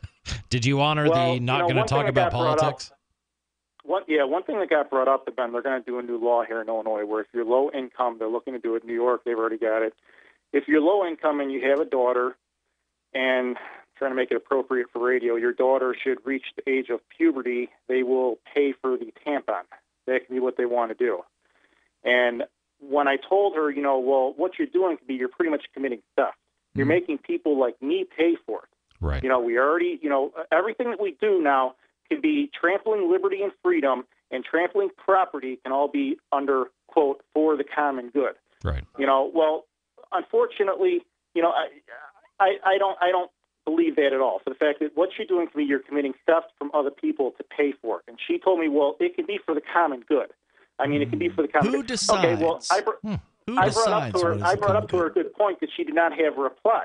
I told her, I go, organ donation can be for the common good. I go, would you be in favor of dead people mandating they hand over their, we take their liver or their kidney and their heart completely out of their body, even though they might not want it? The funny thing can be about human behavior can be that they're not willing to do that. Their reply on that and her reply on that and my family have been, well, no, that wouldn't be right. I got you. Then violating the property of a living human being, violating the freedom, the liberty, and the property of a living human being can be perfectly fine. And when you say that, you're talking about the taxes that would be extracted from people who do not consent in order to pay for whatever program, in this case, the tampon program. Or do not benefit in any way either. They do it for everything, okay? I mean, Sure, I'm sure that you know about Kelo v. New London, which can be in Connecticut, which can be the high court ruling on eminent domain. Everything That's that they where do, the Supreme Court ruled that the local governments can take property by force, by eminent domain, and then turn it over to private property owners. Right, and their thinking on it can be, that it can be for, again, the common good. Everything you have fall back, trampling your individual liberty, freedom, and property you have come back for the common good. No, okay, let me put another word out here, because a lot of the time the government is not going to use that. That's what you're going to hear from the family members, but the government will say, for the public good. Right. They'll use the term public. And what that means is for the good of the government, because the idea behind Kelo versus New London from the city of New London, Connecticut, was that if we take these people's land, which has been in their families for generations, We take their land, turn it over to Pfizer and this, company that essentially has been cooked up by the local government. It's what they call a development corporation. So it's not, it's not the government, but it is the government. Right. And so they turn it over to that, and they make this big complex. And then the idea was they would get more in tax dollars from this big megaplex, this corporate megaplex, than they had received or would receive from the houses if they were allowed to stay in the family's hands. And they were using terms like, this will benefit the public. And they always mean the government, because it obviously doesn't benefit us to have people's property stolen from them, because it's only a matter of time before they come after your property if you let them go after these other people's property. And you can make that same argument apply to whether it's you have a right to free birth control from your insurance company, or you have a right to free women's hygiene products. In the end, government will grow because they will have to have bureaucrats to administer these programs and make sure that they're compliant and things like that. So government will get bigger and bigger. I'd like to know what it could be about human behavior, though, that particular issue, you would think that they'd be like, okay, well, clearly it can be for the common good. And again, I'm not defending it. I'm a libertarian. But it can be like, okay, it would be for the common good that if an individual died, here you would have the heart go to help keep another individual alive, the liver go to another individual. But they're not willing. People are not willing to do that. Even people on the left, they're willing to have regard for the property. You own your body, it being property, and the freedom and the liberty of the dead individual. Well, not necessarily, right? Because as we've been talking about drug addiction tonight as well, you bring up, you believe in the right to own yourself? Well, what about my right to put drugs into my body? And then a lot of them will flip, and then they'll say, hey, you can't do that. Then you'd be having fun. Hey, thanks for the call, Doug. I appreciate hearing from you tonight. Interesting question. The toll-free number here is 855-450-FREE like freedom. That's 855-450-3733. Some people, look down their nose at people who use drugs, and so they want to punish those people for that. But they can empathize with the idea of not wanting their bodies to be cut open because they can put themselves into that position. There's more on the way. You can join us here. It's Free Talk Live. This just in. Before your doctor gives you another antibiotic prescription that you don't want, get this free report, The Miracle of Garlic, your first home medicine. This free report is filled with easy kitchen remedies for common colds, flus, sore throats, ear infections, and more. Plus, learn to boost your immunity before you get sick. Go now to gcnwellness.com. Just like it sounds, gcnwellness.com to get your free report, The Miracle of Garlic. Click gcnwellness.com. Want revenge on the common housefly? Well, after 10,000 years, someone has finally come up with a better way. The Bug Assault, a miniaturized shotgun, which utilizes ordinary table salt as ammunition. Non-toxic and no batteries required. So much fun, you'll forget you have a wife and kids. $39.95 and free economy shipping. Use discount code GCN and get an extra 10% off your purchase at bugassault.com. Makes the perfect stocking stuffer. Get your Bug Assault today.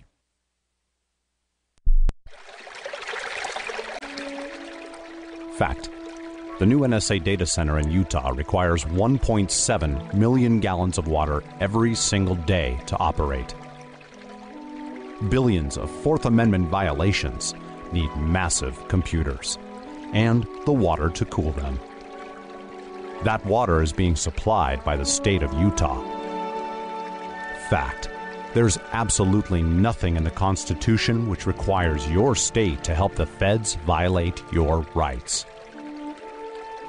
Our message to Utah: turn it off.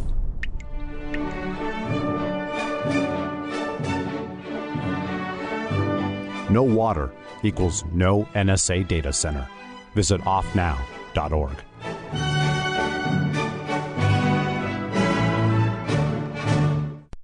The new 4th edition of Healing Our World, The Compassion of Libertarianism, will take your understanding of liberty to a deeper level and has over 1,300 updated references, new cartoons, and a foreword by Dr. Ron Paul. With discounts for multiple book purchases, the 4th edition of Healing Our World is a great gift for the liberals, pragmatists, environmentalists, and Christians in your life who think libertarianism is cold-hearted. Get yours today at healing.freetalklive.com and use promo code FTL for a $5 discount. There are lots of ways ways to listen to Free Talk Live. Our podcast has been around since podcasts began, and now the FTL feed is loaded with content besides our full show archives. Did you know that we make it easy for you to customize your podcast subscriptions? We have different feeds, one that includes only our full shows, one with just the Daily Digest, and one with just the Edgington Post. You decide what you listen to. It's quick and easy to customize your feeds at feeds.freetalklive.com. That's feeds.freetalklive.com. Why did you move to the Shire?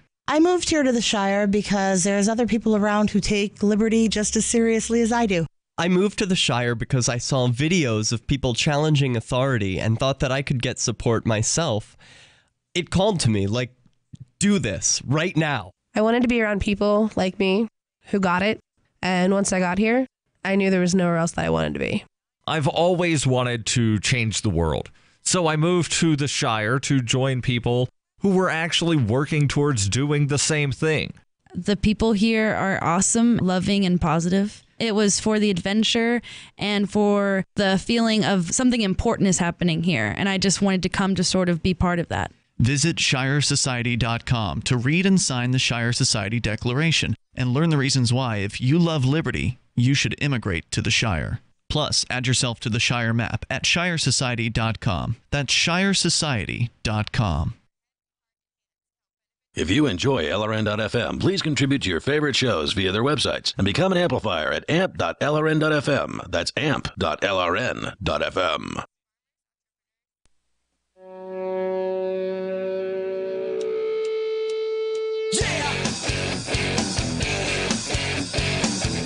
This is Free Talk Live. You're invited to join us. Our toll-free number here is 855-450-FREE, like freedom. That's 855-450-3733. With you tonight, it's Ian. And Chris. We've got Skype as well, so feel free to Skype into the show at Skype username LRN.FM. Now, of course, as always, you can bring up what you want here on Free Talk Live. We're going to continue with your calls.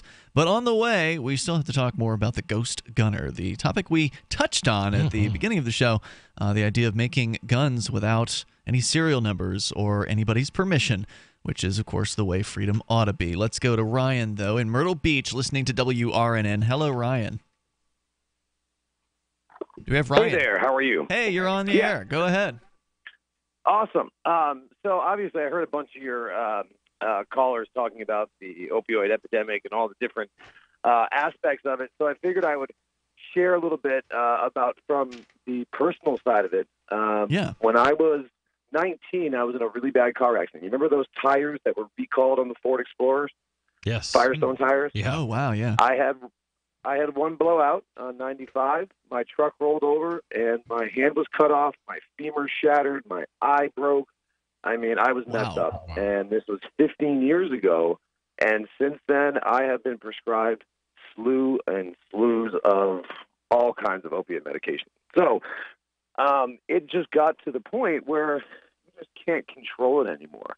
It gets to the point where it's just never enough. And, I ended up moving to Myrtle Beach, and the problem was pain doctors out here, because I guess Myrtle Beach has it real bad, and it is very, there are needles all over the place. I mean, it's really bad here. But I went to the pain doctor, and I brought my files with me, and they were like, we will never prescribe you the amount of opiates that you get here. And I was like, well, I don't know what to do then. Right. And what happens at that point? You switch over. So I have tried everything. I went to detoxes. You could clean for a month. But the problem really was that dopamine level and not having the motivation, not feeling good. Because when you take those pills, it fills that void. And my brain apparently has been scarred from that because I'm not releasing the dopamine that everyone else does. You go out, have a good day, you release dopamine, you feel good, but when you do opiates for 10 years at a time, it scars that. And there's a doctor on YouTube, Dr. Corey Waller, Waller. He is amazing, talks all about this. He's got a couple YouTube videos out there. So what I actually found that worked is that I haven't used now in over 2 years because of methadone. Methadone was able to fill that void, and now I'm on the process of coming down slowly off of the dose that they eventually had me on. But it's been amazing. All of this time, I always heard about methadone. I always heard that it could be so bad and that it's just a crutch and that it never works. But honestly, been battling trying to get off for 8 years, and it's the only one that worked. So I got to ask, methadone to treat the addiction, but how about your pain? Is that still... The methadone actually works. Really? Okay. I'm not that familiar with it, but that's interesting to hear. So actually, it's a long-term pain reliever, if you will. I remember at one point I went to a doctor and I didn't have insurance, so I was switching jobs. And I was on this medication called Opana, which is oxymorphone, which is like 4 times stronger than oxycodone and Oxycontin. Huh. And it's very expensive without insurance. So he actually told me, he goes, hey, how about I give you methadone? I was like, isn't that for drug addicts? He was like, well, it's actually a really long-acting pain opiate. And he goes, it's really, really cheap. He goes, so without insurance, you can actually use it. Right. So it does actually work. And you know what? The other thing is, ibuprofen works just fine. Really? I really think there's just so much overprescribing. There is no need for someone to be on what I was on, 240 milligrams of oxycodone a day. God, 240? Yeah. I 240. think that's a ton. Yeah. I think there definitely was a period of overprescribing, but because government regulates all this stuff, so overprescribe, get lots of people addicted to pills, and the government goes, oh, we got a problem, nobody prescribe anything. And then you have people that have legitimate pain, and they're not getting medicine. They're not able to manage their pain. And like what you're saying, you turn to something else. Exactly. Yeah. Well, like I said, when you're living in one part of the country that is prescribing you 240 milligrams of oxycodone, and then you move to another part where doctors here have been under scrutiny by the DEA, and there was even one doctor in Myrtle Beach that was indicted by the DEA and committed suicide. I mean, the drug prescribing problem in Myrtle Beach was also an issue, and I think that's also partly because you have a lot of snowbirds here, so you have a lot of older folks that come down here for a couple months at a time. So I really think it got out of control. But what happens when all of a sudden you go to a doctor and he says, I'm only going to give you 30 milligrams a day. And it's like, well, I just take that just to open my eyes. Yeah, right. Have that with my coffee. Wow. Yeah, exactly. So what am I supposed to do now? And, I went through a really rough time. And then, you go to the detox clinic for 2 weeks and you're in the psych ward and, you've been through the ringer. Yeah, but but the thing is, this is like a hoarder life of mine because I'm a sales professional that makes 6 figures, and I go to a job every day where no one on earth knows about what this. They don't know because I could never explain that to someone that I work with. Right. They always say, "Oh, are you on pain meds?" And I always say, "Oh, yeah, I just take a few here and there," and just leave it at that. A few dozen. So what what I've heard people, communities fighting the idea of bringing a methadone. It's the not in my backyard syndrome. We don't want a methadone clinic around here. My God, you'd have to see the heroin addicts. Exactly, instead of just pretending that they don't exist. And you know what? That doctor that I was telling you about that has these YouTube videos. He was saying basically, if someone has cancer, right, and they come in and they're a weak person. Chemotherapy is really tough on your body, right? Oh, yeah. You don't tell them, let's just give them just a tiny little bit of chemo. No, you give them as much as they can handle. And that really goes with the whole methadone thing. Because back in the 80s and the 90s, they were like, let's give them just a little bit of methadone. And that's why it really didn't work. Now, they will give you however much methadone you want. Basically, when I went there, they were like, you're going to go up 5 milligrams a day. You tell us when. You feel good, it lasts all day, and you don't crave anything else. And I got to a certain level, and all of a sudden I was like, wow, this is great. And you've been able to taper it down over the last 2 years? Yeah, and now I'm on the tapering it down side. So basically, I went up for about 6 months, stayed on that for about a year, and now we're coming down very, very slowly. Ryan, best of luck to you, man. Yeah. Thank you for the call. It was very informative. I appreciate your inside scoop on that. Thank you for the call tonight. That's Ryan in Myrtle Beach. Our toll-free number, if you want to join us, 855-450-FREE, 855-450-3733. People, if you want to put your mind to this, then these things can help, right? Like if you want to quit, you can get on methadone and you can do it. Nobody's going to quit if they don't decide they want to quit. Right. And that's the whole thing, and that's the whole we had the discussion earlier about hitting rock bottom and when does that hit for a particular person. I just think there's a lot of solutions out there. My biggest issue with this whole thing is I blame the government for the opioid. Of course, they created it with their war on drugs. They did, and then they made it worse and more crippling and more destructive to communities by saying they're going to crack down on doctors who are legitimately prescribing these drugs for a real reason, pain management. That's a real thing. So and they've now made it very difficult for people to get their hands on these drugs. Right, and when they can't, then guess what? There's a black market there who's already sitting there ready to fill their need, and they'll give them cheap heroin. Yep, and then you'll complain about that. Right. Well, I mean, the oxycodones, though, I mean, those things, I remember back in the day, I knew people who were on those. They were paying $20 a pill for a 20-milligram pill. Oh, yeah. And on the black market. And that was resulting in, these oxy addicts going around committing crimes because, they needed the money. And where do they buy turn on the to black market. when they can't get it there? Yeah. Heroin. So you can join us here if you want. We can talk about the war on drugs. I mean, the only solution here really is to end the war on drugs, to end the DEA, and also end the doctor monopoly as well. Let people go and buy whatever they want from anybody who's willing to sell it to them. 855-450-FREE. This is Free Talk Live. From the first letter of Captain Mark. History is full of flowery documents claiming to limit the power of the crown. But these poetic social contracts have been impotent to prevent the predation. Limited government is a lie they use to keep us submissive. The crown cannot be trusted to abide by its founding charters, nor its treaties, nor even its own rules. The essence of the crown is centralized violence, and I've had enough. That's why I raised my black banner. I am no revolutionary. My aim is not to reset the cycle of violence, but to break it. My aim is an evolved society, invisible to the crown, not a new hierarchy, but decentralized networks with no central figure for the crown to target.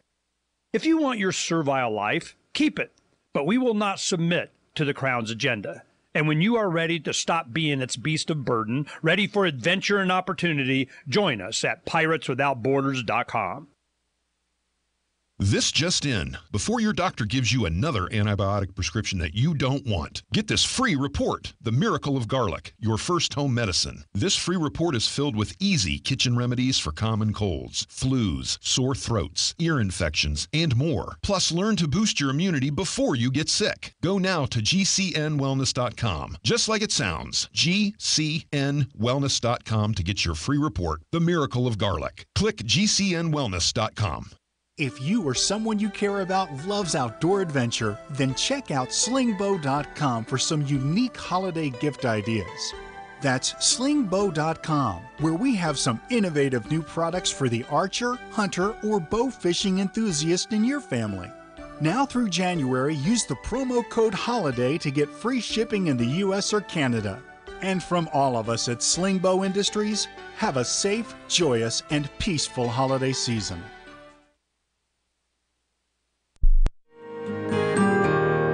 So the protection of life, liberty, and property is what the Free State Project is all about. But it's an effort to move 20,000 people who understand. It's about demonstrating to the entire country that, yeah, we can have a free market, a truly free market. Making it just a freer, great place to live.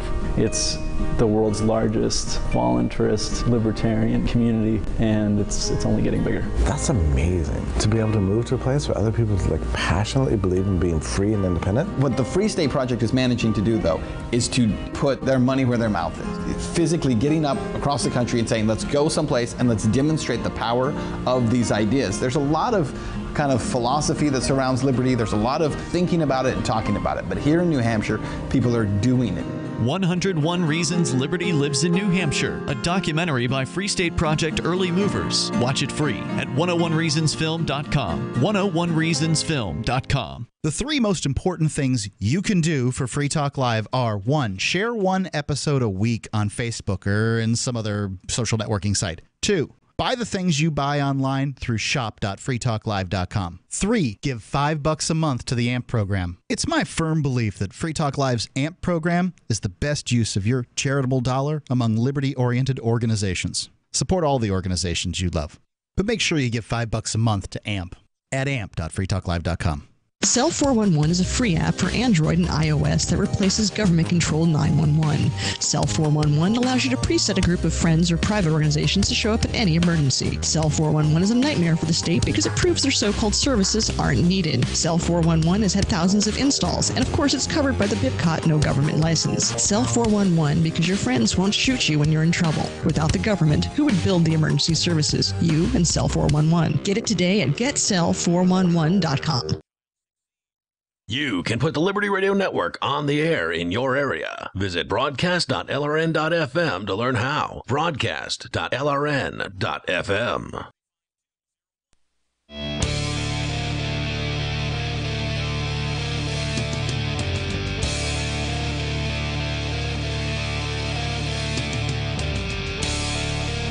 It's Free Talk Live, the live Saturday edition of the program. And yes, you can bring up anything you want, whether it be guns, which we started the show with, to drugs, which we're talking about right now with you tonight. It's Ian. And Chris. And let's talk nutritional supplements for a moment. Over 60% of Americans take a nutritional supplement, and for good reason. Nutrient depletion of our soil, coupled with dependence on processed foods, has left most people deficient in essential nutrients. But where do you start? If you visit a naturopath, you'll likely be told a cheap vitamin mineral supplement doesn't cut it. You'll also need probiotics, enzymes, antioxidants, and other nutrients. And by the time it's all said and done, you're buying 5 bottles of product and spending $150 per month. If that's a situation you've experienced, then you need to know about Whole Food Multi-Complete. For 15 years, Whole Food Multi-Complete has been quietly providing what the big guys won't, the perfect blend of supplements in a single product. They've taken the expense and complexity out of following a complete supplement program. So visit simplifymysupplements.com to learn more. You can use coupon code FTL to get 10% off your order every time you order. And yes, they do take Bitcoin. You just have to send them an email about that. Satisfaction guaranteed, or your money back at simplifymysupplements.com. Coupon code FTL, like Free Talk Live, to get that 10% off. As we continue, of course, we'll take your calls about what's on your mind. Let's talk to Travis. He's calling us from Virginia, listening to WNIS. Hello, Travis. Hey, how are you guys doing? Great. Go ahead with your thoughts. Hey, I was listening. We were just riding up to the store with my wife and kid. I heard the guy that was talking about the methadone. Yeah. I'm a recovering heroin addict myself. I've got almost 3 years off of heroin. Congrats. I didn't go the methadone route. There's a different medication out there. The active medication is called buprenorphine, but what I take is called Suboxone or Subutex. Yep. Yeah. Right. And how is I that know different there's a lot from of- methadone? Well, with methadone, it's still a full opiate agonist, which means that you can still, if you have a high enough dose of other opiates like oxycodone or Vicodin or Percocet, whatever, you can still get high on the methadone. But with the Suboxone or the buprenorphine, the binding affinity is such a high amount that any other kind of opiates, it won't bind to the receptors in your brain, so you will not get high. So it just sort of fills up the receptor. There's no room for anything else to connect to it? Right. Okay. It takes care of all your cravings, your urges. It's given me my life back. I was at the bottom. I lost everything except my wife and kids. I was stealing from family. I was, the sad story. Yeah. Back in 2011, I went to Iraq. I hurt my back. I ended up getting medically retired from the Army. And before I got out, they were sending me to pain management in Kansas at Fort Riley. Right. Well, a few years ago when pain management was this big thing where, if you had your records and you went to a civilian pain management doctor, they'd give you just about anything you want to make you happy. Government will always pay. They started me off on the Percocet and extended release Dilaudid. And it did more than just solve my pain problems. It was taking care of my depression. It was taking care of my anxiety, my motivation. Sure. It felt like I had finally found what my body was missing all my life. And, it just made me happy. It didn't make me tired and groggy and down. It made me up and happy and ready to do some stuff. Right. And, over the years of going to pain management, doctors would disappear or doctors would get in trouble or you get, the doctors wouldn't take care of you anymore. My last doctor. Right. Sorry? Because they're afraid of the DEA. Oh, yeah, it's a big problem. The opiate problem is a huge problem. And there's a lot of overprescribing, but then there's a lot of people that, the people really are the ones that demand the medication. We go to these doctors and tell them, hey, we're in pain. The doctor doesn't have any way of telling whether or not we don't have pain. So their job is to take care of us, and we demand pain medication. Yep. So I guess my question, can I ask you something? You just did. Now ask him again. Yeah, there we go. If the doctor were free to prescribe, pain medication doctor or whatever doctor, didn't have any rules for the government to follow, do you think they would, this is your family doctor, let's say, or whoever the specialist is that works best with you, do you think they would do anything that would not be in your best interest? If they weren't making a ton of money off of it, if whatever I prescribe you, it's not going to affect how much money I make or anything like that. If you sort of remove all that regulatory burden, right. I just get the feeling that doctors get into doing what they do because they do truly want to help people and not harm people. Well, of course, nobody goes to medical school for a ton of years to not want to help people. These people they're passionate about helping people, so they go to school to be able to do that. And I think if the government, there has to be rules on a lot of important things like your health care. But at the same time, the doctors are the professionals. The doctors should know what is best for the patient, not necessarily the government. Right. There needs to be rules, but I don't think the government should be having doctors on leashes per se, Well, that's my issue. I look at kind of both sides of this, on the addiction side, right. on the pain management side, and I say, well, these are all guys playing by the government's rules. Government is coming up with these rules, and they're obviously not working.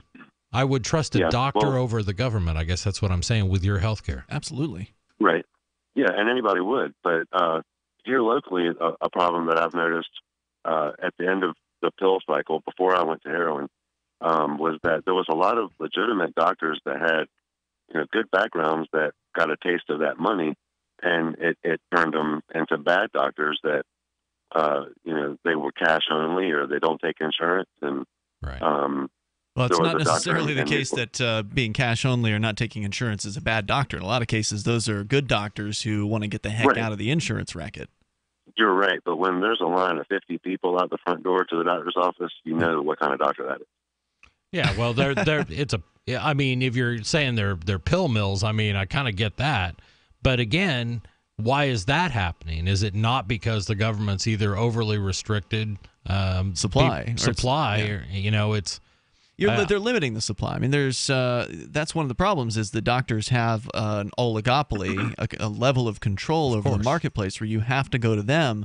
You may know exactly what you need because somebody prescribed it to you at one time, but you've always got to keep going back to the trough and, ponying up and paying the doctor in order to get that piece of paper. Hey, Travis, thanks for the call tonight. I appreciate it. Our toll-free number, if you want to join us, is 855-450, free like freedom. I'm not trying to blame the doctors here. I think most of them, they did get into that business because they care about people and they want people to be well.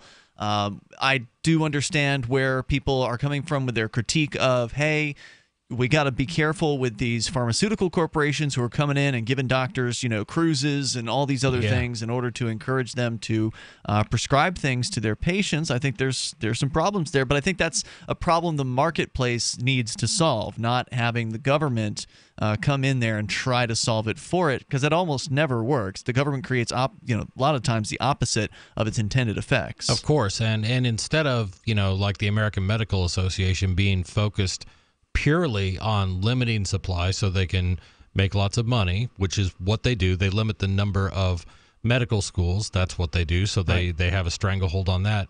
How about just having professional organizations that actually deal with the ethics of and the science of medicine? I mean, I would much rather see the AMA be this organization that has a whole group, a whole bunch of, doctors that get together and they work online and they come up with guidelines for prescribing drugs that, based on all the research that we see from the pharmaceutical companies and our own research, we think these are some good guidelines. And that doesn't mean you can't stray because we trust you. You're a doctor. But, do things like that are positive for people and that will actually help instead of focused on the bottom line and driving up our medical costs.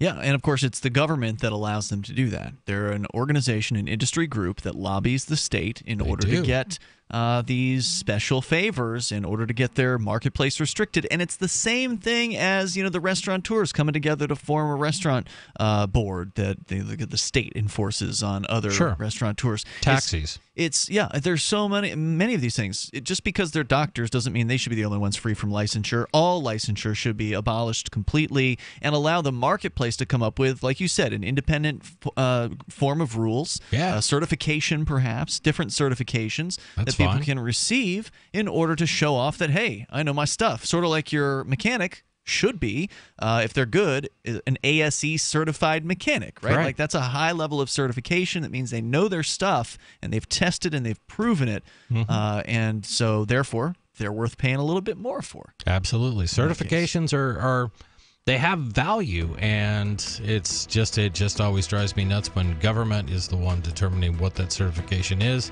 and how much value it holds. The toll-free number, if you want to join us here on the live Saturday edition of Free Talk Live, is 855-450, free like freedom. That's 855-450-3733. And, of course, you can bring up anything that happens to be on your mind. This is Free Talk Live, Hour 3, next. People search the internet for everything, including you. With a few clicks, information from your past can be quickly discovered, from business deals gone wrong to misleading reviews, negative articles, and unflattering images. Studies show 78% of people search for someone online before doing business with them. Will they find the real you?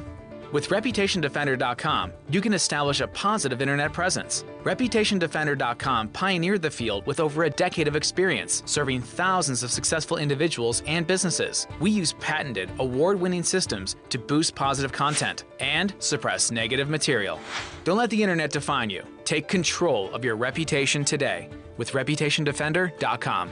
For your quick, free reputation analysis, call 800-831-0771. That's 800-831-0771. 800-831-0771. Or visit ReputationDefender.com. We've all heard about blockchain assets like Dogecoin, Ether, and Ripple. Bitcoin isn't the only player in the blockchain game any longer. And for those of us wondering how to get our hands on these digital assets, finally, there's a solution. Shapeshift.io allows you to buy and sell between your digital assets and Bitcoin instantly between your own digital wallets. I've used it with ease. Shapeshift.io. There's no account or email address needed. You send them the crypto you want to sell. They send back the crypto you want to buy. It's that easy. Shapeshift.io. Did you know you can watch Free Talk Live during our live show 7 days a week from 7 to 10 p.m. Eastern via our studio cams at cam.freetalklive.com? Plus, you can chat with other listeners while you watch, all totally free. Now that our live video stream is hosted by YouTube, our video archives will be online even faster. So be sure to subscribe to our YouTube channel. Listen, watch, and chat all free at cam.freetalklive.com. That's cam.freetalklive.com. You're listening to the live edition of Free Talk Live. Hour number 3 is next after the news here on the Liberty Radio Network at LRN.FM. From Keene, the Shire, the Liberty Media capital of the world, this is Daryl W. Perry, host of FPP Radio News for Saturday, November 25th, 2017. Silver is trading at $17.04 per ounce. Gold is valued at $1,288 per ounce. Bitcoin is trading at 2.9 cents, and the average price of Bitcoin is $8,222. Antiwar.com reports the Syrian Observatory for Human Rights has reported on Friday they have a new estimate on the overall death toll of the Syrian war since March 2011, saying they've documented 343,511 deaths, with over 100,000 civilians among those killed. The split on the figures shows that pro-government forces are taking the biggest brunt among combatants, with 119,000 pro-government fighters killed, including Syrian troops, militia members, and Hezbollah fighters. On the rebel side, about 59,000 rebels rebels were reported killed, along with 62,200 so-called Islamists. Though the difference between the two isn't always clear, generally speaking, the so-called Islamists include Al-Qaeda and the Islamic State, while rebels includes everyone else. This new set of figures comes ahead of a new round of peace talks and underscores just how much is at stake. Though it's impossible to have totally accurate figures in the chaos of Syria, the observatory figures showed general trends, including the trends that the Islamists have been dying at a higher rate than they have in the past, likely a function of mounting losses by the Islamic State. For over 40 years, Roberts & Roberts Brokerage has been a trusted source for buying and selling precious metals like gold and silver. And as a Bitcoin-preferred business, Roberts & Roberts Brokerage has removed the minimum purchase amount for all orders paid in the digital currency. Call Roberts & Roberts Brokerage today for knowledgeable advice on buying and selling precious metals and a forward-thinking approach to new technologies. 800-874-9760 or visit online at rrbi.co. UPI reports hours after millions of viewers were unable to watch the San Diego Chargers-Dallas Cowboys football game on Thanksgiving Day afternoon, Dish Network and CBS reached a multi-year fee agreement, ending the blackout that kept the game off the airwaves. The two-day blackout affected both the San Diego and Dallas-Arlington metro regions, as well as several other major markets, including New York, Chicago, Philadelphia, San Francisco, Atlanta, and Boston. Terms of the deal reached on Thursday night were not made public. Ray Hopkins, president of Television Networks Distribution at CBS, said in a statement, "We are pleased to have reached a deal with Dish, who recognizes the value that the #1 network brings to viewers in these markets. Dish customers will continue to get CBS's must-have content, while we are also able to achieve our short and long-term economic and strategic goals." The two-day blackout began when the media network and satellite TV company failed to agree on a fee Dish Network could pay to carry CBS broadcast. As subscriptions to traditional satellite and cable TV providers drop, companies are grappling over how to split revenue. CBS offers viewers a web-based streamed subscription option for $5.99 per month. TV networks like CBS can offset losses from traditional TV providers through partnerships with online and non-traditional partnerships, but the network's advertisers expect access to Dish's 13.2 million customers. Cell 411 is a free app for Android and iOS that replaces government-controlled 911. Cell 411 is a nightmare to the state because it proves their so-called services aren't needed. Get it today at getcell411.com. Reuters reports U.S. stores offered deep discounts, entertainment, and free gifts to lure bargain hunters on Black Friday, the traditional start of the holiday retail season, but some shoppers said they were just browsing the merchandise, reserving their cash for internet purchases. Still, a sharp rise in online sales brightened the overall outlook for those traditional retailers that have expanded beyond brick-and-mortar outlets, sending their shares higher in day after Thanksgiving trading. Stores also had carefully managed inventory, seeking to ward off any post-holiday liquidation that would weigh on profits. There was little evidence of the delirious shopper frenzy customary of Black Friday from past years, even as some stores appear to be getting creative with gimmicks besides heavy discounts to draw in customers. Black Friday online sales totaled at least $3.54 billion by 8 p.m. Eastern Time on Friday, up 15.6% from 1 year ago, according to Adobe Analytics, which measures transactions at the largest 100 U.S. web retailers. On Thanksgiving Day, U.S. shoppers spent more than $2.87 billion online, and Adobe projects online retailers to rake in an additional $6.6 billion on Cyber Monday. This has been FPP Radio News, online at fppradio.com.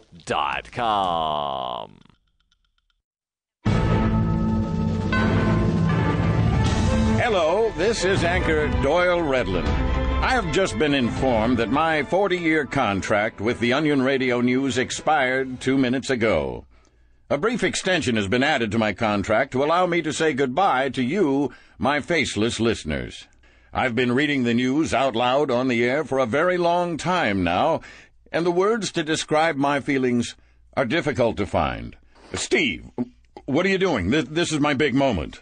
I'm getting the word now that you have to leave the studio right now. But where will I go? Now. Well, goodbye, everyone. I'm just coming back for my hat. No, it's my hat. I just need it and I'll go. There's no need to get pushy. Moose! Rocco, I thought we were friends.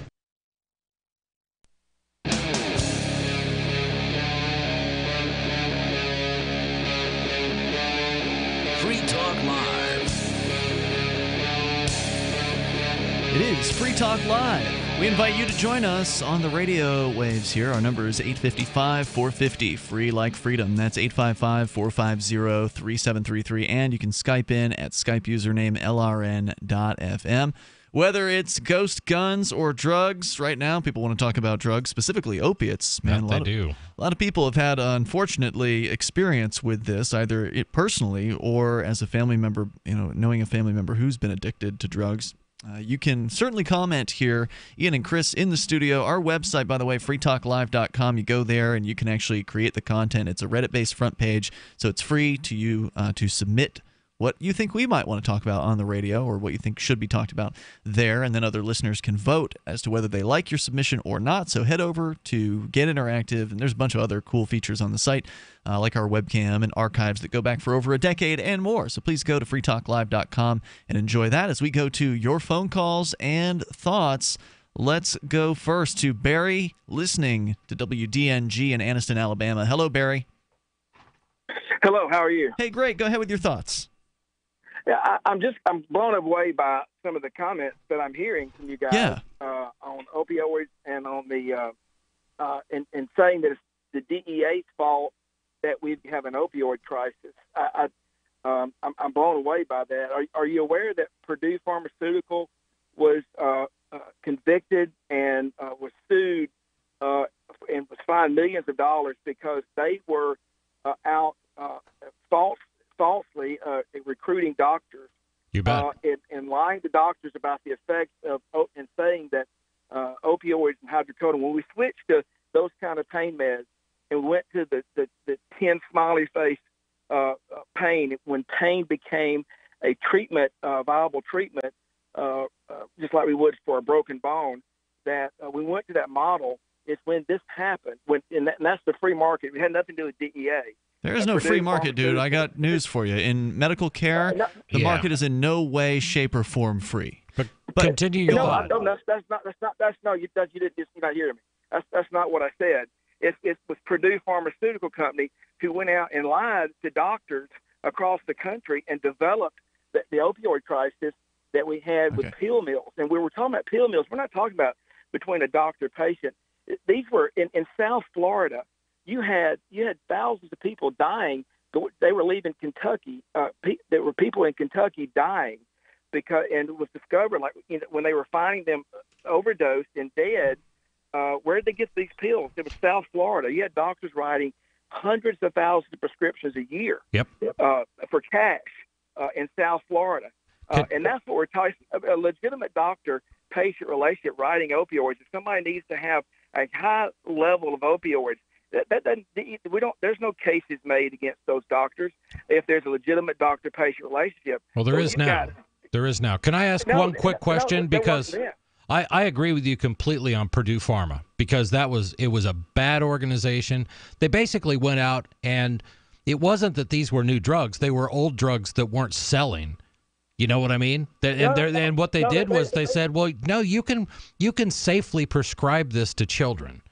They did things like that to get their numbers up. Now, I get that completely. What my question is to you is, who do you think licensed Purdue Pharmaceutical? Well, the government license. Exactly. They give driver's license to people who drunk drive. I mean, that doesn't mean all of a sudden we need to withdraw licensing procedures in this country. No, but what that does say is that pulls Purdue back. Right, Purdue was supposed to play by the rules. You've got a license by the government, and did that stop Purdue from acting as a bad actor in our society? No, it didn't. No, listen, murder's illegal. People still commit murder. Right. The FDA and DEA stepped in. They brought suit against Purdue, and they shut them down. Well, what we're dealing with now in the opioid crisis in this country is what people are dying from. Now, there's still pill mills out there, but it's heroin and fentanyl that's coming from China. It's coming from China into this country. Most of the deaths now aren't heroin. They're fentanyl. It comes into this country. So it's easy to taken get? across the border to Mexico. Easy and to then get, brought it's back cheap? To this country, sold on the street. Then how do you explain Portugal? So what the Portuguese government did was they said, you know what? All this throwing people in jail and making everything illegal and coming up with all these rules, it's really expensive. We're spending tons of money on interdiction, so let's just make everything legal. Or not legal, personal amounts, and they decriminalized. They didn't make it legal, but they basically, if you get busted, you go to a drug court, which is going to say you either have to seek help, or there'll be a small fine, or you go to jail. I didn't even know they had that. No, not true. Portugal did not make drugs illegal. Portugal made small amounts, correct, small personal amounts of drugs legal, and you go into a separate court system. They still isn't that what Chris just said? Small amount is, I think you guys just said the same exact thing. Well, to be clear, they didn't make it legal. It's still illegal, but it's decriminalized, so it's not an automatic felony or anything like that. So, I mean, Barry, I'm not going to jump to the conclusion here that you are in favor of the war on drugs. You just thought it was shocking that we were blaming the DEA, and I don't think that you can blame the DEA completely. No. It's people that want to escape their reality that are seeking these highs or they're getting addicted because they got prescription and then they can't get off it or whatever. There's different reasons why people get into this, but the DEA exacerbates the problem, and the FDA and all the government regulations exacerbate the problem by restricting the marketplace, by forcing prices to go higher than they otherwise might be, for instance, because if we actually had a free market in drug production, then we wouldn't have all of the restrictions, which dramatically increase the costs of developing drugs and bringing them to market and all of that. Right, and suddenly heroin's the cheapest thing to do. I disagree. Listen, we've never had a war on drugs in this country. We've never had a war on drugs in this country. What are you talking about? We've had one since. I'll explain. Give me a second. Yeah. Go ahead. Listen, my father fought in World War II in Korea. When we were at war in World War II, everybody, when you're at war, everybody's involved. Everybody's engaged. Every level. We're doing prevention. We're doing treatment, and there is room for enforcement. All right, right now. So what you're saying is you think there's not a big enough war on drugs. You're saying there needs to be more. Let me say what I'm saying, okay? Right now we're at a war on terror, okay? There are young men and women dying over there for our freedom. No, they're not. They're dying for the whims of politicians. But anyway, go on with your point. All right. When we have whatever we want to have right now, okay? There are young men dying over there. But we're not at war. If we were at war, we would be rationing. We would be all engaged. We'd be all in. Well, that's one war. So what do you want to see happen? Okay? You want to see them crank the war on drugs up? What do you want them to do? No, start putting people to death? Like Rodrigo Duterte in the Philippines? I'd like to see us have as big a robust on prevention and go all in on prevention. Like if we did it. Okay, so now you're talking about advocating education and prevention. That's not the same thing as a war on drugs. So you're not in favor of the war on drugs? No, that is. You're equating war on drugs by just being law enforcement. Okay. Yeah. Well, when you're at war, you usually involve guns and violence and things like that. Thank you for the call tonight, Barry. To say that it's not a war on drugs is pretty ridiculous. You've spent over $1 trillion on something since 1970-ish when Nixon brought it up. Most of which being enforcement, kicking in people's doors, investigating, undercover officers, lying for a living. Yep.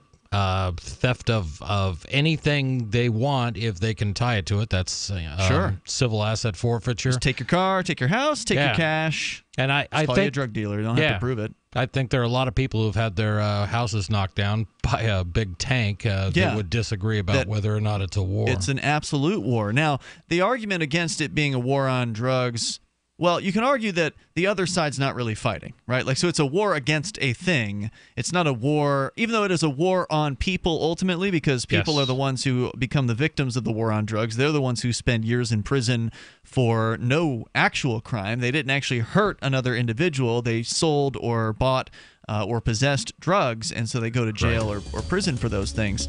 If it was a war over drugs, then the other side would actually be fighting back, and you'd actually have the cartels killing DEA agents left and right. But instead, the cartels just want to move their product and make money. Yep. The toll-free number here is 855-450-FREE like freedom. That's 855-450-3733. And honestly, the DEA is lucky it's not a war over drugs, because if they had to fight the cartels, I suspect they'd lose. I agree.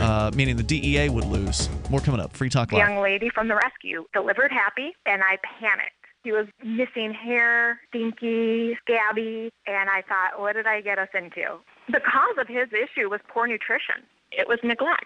The other owners didn't care enough about him to give him the nutrition he needed. But I have a vet that I trust, and she recommended Dinovite, DINOVITE.com. I ordered the first 90-day supply, and within a couple weeks, his skin started clearing up. He didn't smell. He had more energy. He just had a glow and a bounce about him. We've been using Dinovite for the last year, and Happy the rescue dog is Happy the healthy dog.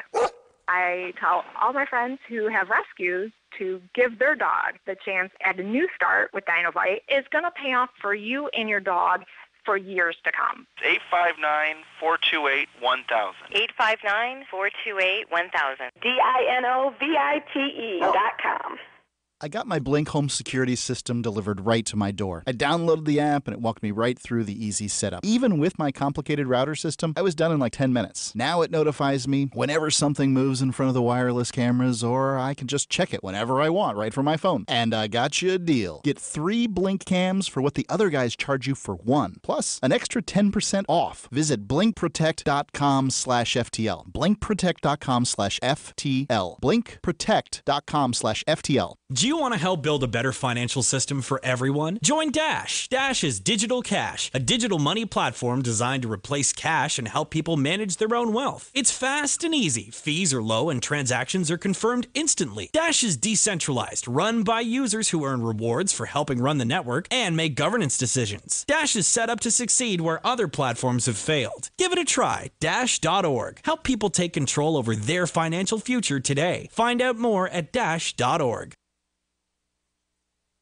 Email is easy, instant, and free, and that can be real embarrassing. Email lacks the eye contact and body language you get in face-to-face conversation, or the tone of voice and other nuance you hear in a telephone conversation. Email is just words, often few words. We're all smothering in spam, so we often reply in terse fashion that's easy to misunderstand. And email doesn't cost you a postage stamp, and it lacks the deliberation time it'd take to walk to the snail mail box. So it's easy to succumb to the "oh yeah" stimulus response trap. When in doubt, don't snap back at snippy messages you get. You may have mistaken the sender's intent. And unless you're sending AOL to AOL, there's no unsend.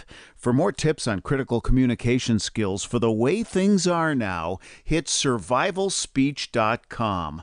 I'm Holland Cook. Did you know we've taken our LRN.FM telephone listen line to a new level with the LRN.FM audio on demand line? Now you can call 712-770-8447 anytime and listen to LRN.FM's live feed. And you can listen to a bunch of our original shows on demand. Long distance fees may apply. Just dial 712-770-8447 and choose from the menu. 712-770-8447. There's no better app for tracking the value of cryptocurrencies than CoinCap. I've had a lot of apps for tracking Bitcoin, but none that's ever been able to track 500 digital assets at once. Their best feature is the Altfolio. I love this thing. You enter how many Bitcoins, Ether, Dash, Doge, or whatever else you have, and it tells you how much your crypto is worth. You can watch yourself get rich. If you have crypto, go right now to coincap.io, or you can use the Apple Store or Google Play to get the app. I love CoinCap. coincap.io. You can connect with the Liberty Radio Network via our Facebook page at facebook.lrn.fm. That's facebook.lrn.fm.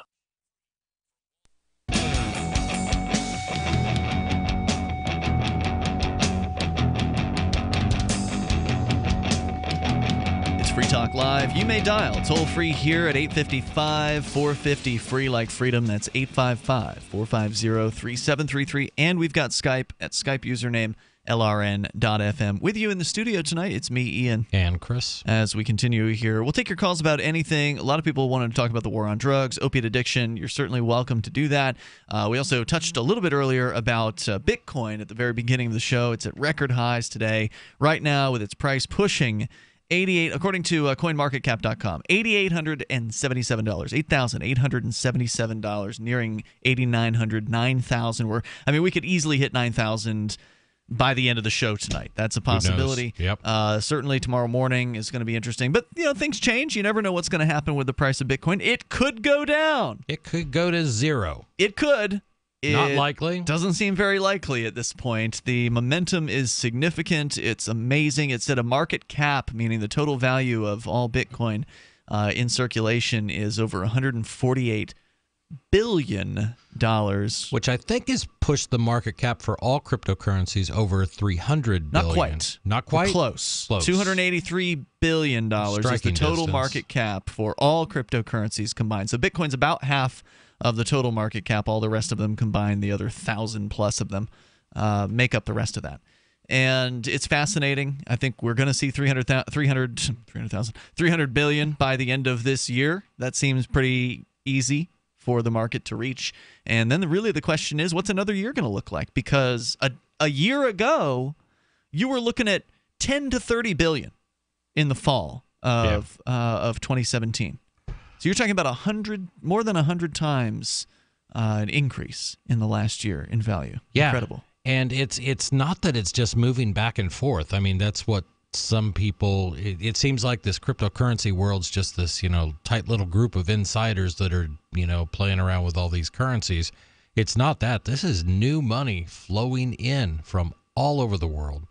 And it's pretty amazing. It is. But Bitcoin's not the only competitor on the block. There's top 10, and number 5 right now is Dash. Dash is digital cash. It's a digital money platform designed to replace cash and help people like you manage your own wealth. In fact, if you look at the price of Dash right now, it's also at a record high of over $637 right now per Dash. Again, a year ago, what, $10 Dash? Yeah. $15 Dash? It was not much. Dash, again, you can use it. It's fast. It can be private and easy, and fees are low. Transactions are quick. They can be confirmed instantly. You can pay anyone, anywhere in the world, anytime for just pennies on the dollar.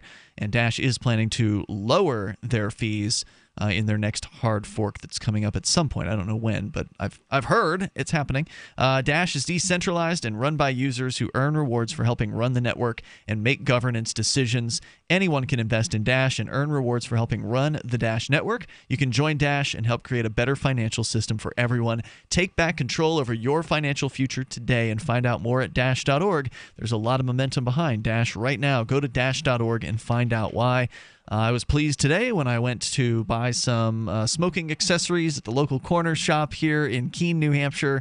I was able to spend Dash for that purchase. Such a coincidence. I bought some tobacco products at that very same place today. I used Bitcoin. Ooh, what was your fee? 0. Wait, what? Because they use Coinbase for their for their processing. Chain transactions. I used a Coinbase wallet. That's how you do it. All right. So I paid Except 0. Coinbase is like the evil big bank of Bitcoin. And call it what you will. If you're serious about your Bitcoin, you don't keep your Bitcoin in Coinbase. But I keep very, very little in Coinbase. There you go. Most of it's on my ledger. All right, so we'll go to your calls. Your thoughts are welcome here. Mark is in Washington State. Mark, where are you calling from in Washington? I'm actually in Gig Harbor. All right, you're on the air. Go ahead. Hey, so just some of the follow-up with regards to the drug companies. I just always had in the back of my mind in regards to the whole flu and getting flu shots. And where I work, it's mandatory. You have to get them. Mm-hmm. But in talking about the big businesses and how they do it, I guess I just wanted to ask you guys. I had always heard and read an article probably about 10, 15 years back in the 50s where there was a town in the middle of America. They did a study with regards to half the town getting chiropractic care, the other half getting the flu shot, and the flu shot folks got more sick. The chiropractor care folks were healthier. Your thoughts? Yeah, I mean, there's certainly a lot of people who are against the flu shot. I've never received one. I have no interest in receiving them, but I don't work in an office. I don't know, Mark, what's going on with your phone. We're going to put you on hold, but go ahead, Chris. You were saying. I was going to say I've had the flu shot some years I didn't. I haven't done one in a few years because I've never really got the flu. I'm more careful about my personal hygiene and washing my hands. One of the things that changed, I changed one thing, and that's when I go into any store, I carry my own hand sanitizer if they don't have the little towels to wipe off the cart. And since doing that, I've got sick like a cold or flu once in the last 3 years. That was one change I made. That was it. Wow. All right. So a little germophobia goes a long way is what you're saying there. I'm not a germaphobe. But if you ever... Hey, man, if it's working for you. Hey, I'm telling you, you look at like two kids sitting in the front of a cart and you tell me that's not a freaking... Wiping all their snot all over yeasty feast bowl of great point. Icky stuff. Toll-free number tonight, thank you, Mark, for your call, is 855-450. Free like freedom. That's 855-450-3733. We've got Eric. He's in New Jersey listening to WPG. Hello, Eric. Yeah, I was calling because I heard the things about the war on drugs and it being the government's fault. And I like the gentleman who called before. I'm actually studying for my CADC and studying for it. I came across this book written in 2014 by Sam Quanine. It's called Dreamland. It actually describes in great detail the rise of the opiate epidemic in the United States. It's a very, very good book about what's a CADC? It's a certificate in alcohol and drug counseling. Okay. Gotcha. So, can I interrupt real quickly? To be clear, I don't believe that the opioid epidemic is 100% caused by any one thing, but I do feel that government has a role in it.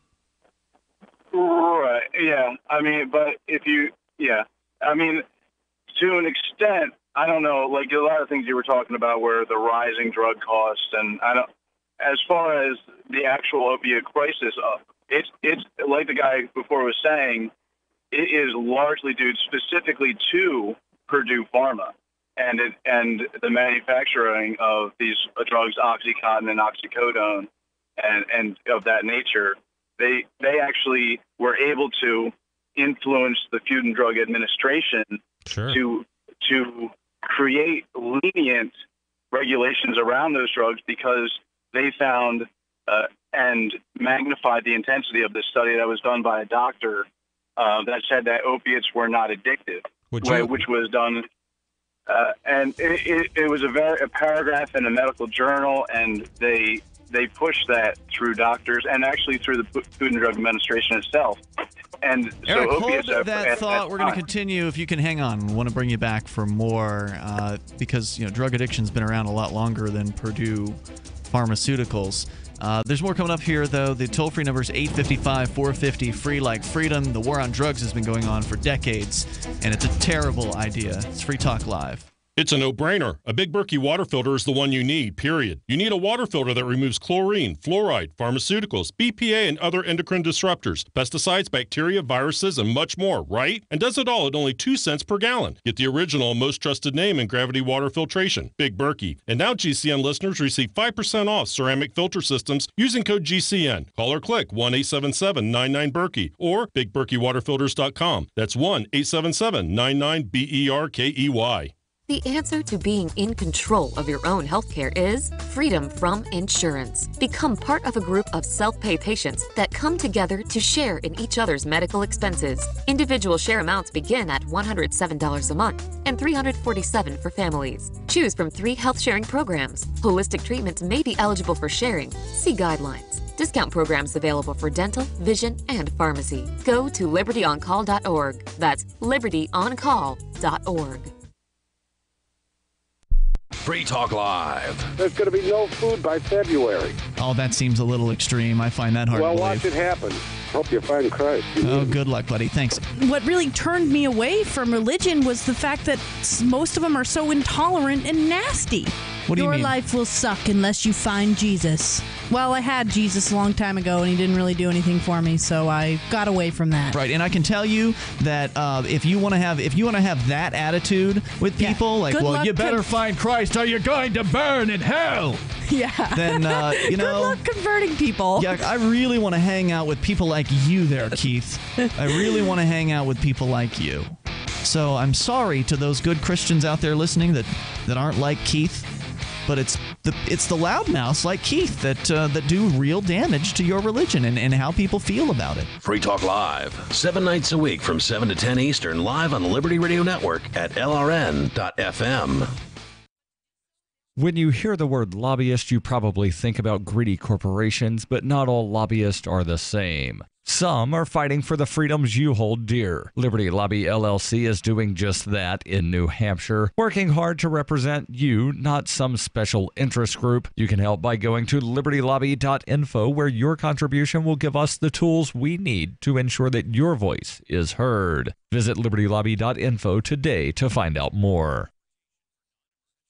If you want to know the latest about Free Talk Live before we go on the air, all you need to decide is how you want it delivered. It's your choice. Visit news.freetalklive.com. You can get emailed announcements and participate in contests via our email updates list. Plus, we have a Twitter account that you can follow and a Facebook page where you can become a fan. So visit news.freetalklive.com to get news about Free Talk Live as soon as it's announced and the way you want it delivered at news.freetalklive.com. That's news.freetalklive.com. Is spreading the message of liberty, cryptocurrency, and peace around the globe worth $2 per month to you? As you may already know, in addition to our internet feed, LRN.FM broadcasts on free-to-air satellite across North and Central America, as well as sub-Saharan Africa. And we've been available on satellite for free 24/7 since 2010. The LRN.FM free-to-air satellite signal is reaching some of the most oppressive regimes in the world, and there's no doubt our ideas are making an impact. You can learn more about the channel's impact by watching the 3-minute video at fund.lrn.fm. If you'd like to help free minds globally with our ideas of liberty, cryptocurrency, and peace, you can donate as little as $2 per month via fund.lrn.fm. You can help us continue and expand our satellite broadcast to multiple continents. Visit fund.lrn.fm today, and thank you for your help. Don't forget to share the link on social media. That's fund.lrn.fm. While our satellite channel is free to listen to, it's not free for us. You can help us cover our satellite costs with the chip-in on the right side of the page at lrn.fm.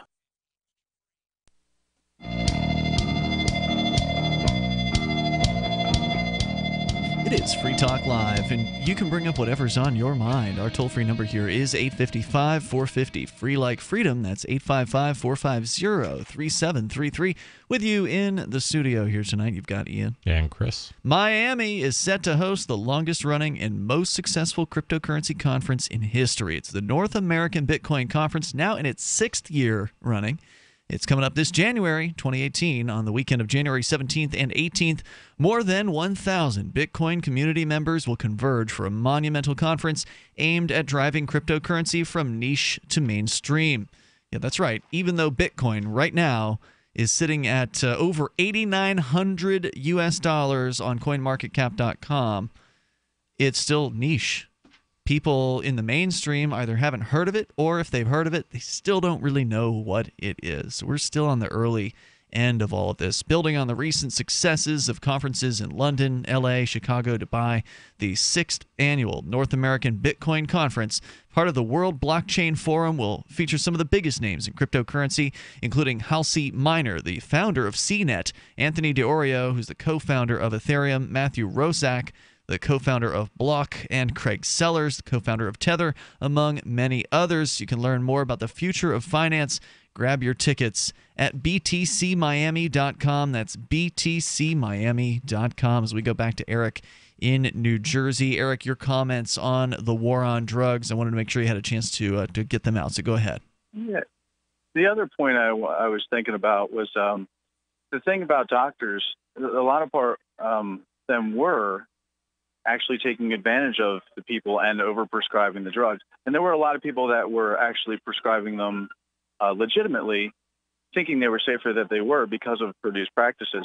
But There were a lot of them. This is when pill mills kind of were a big thing in the 90s and the 2000s, right? Because of the opiate products that were available, and the safety that was, there was no regulation around them. So they were able to.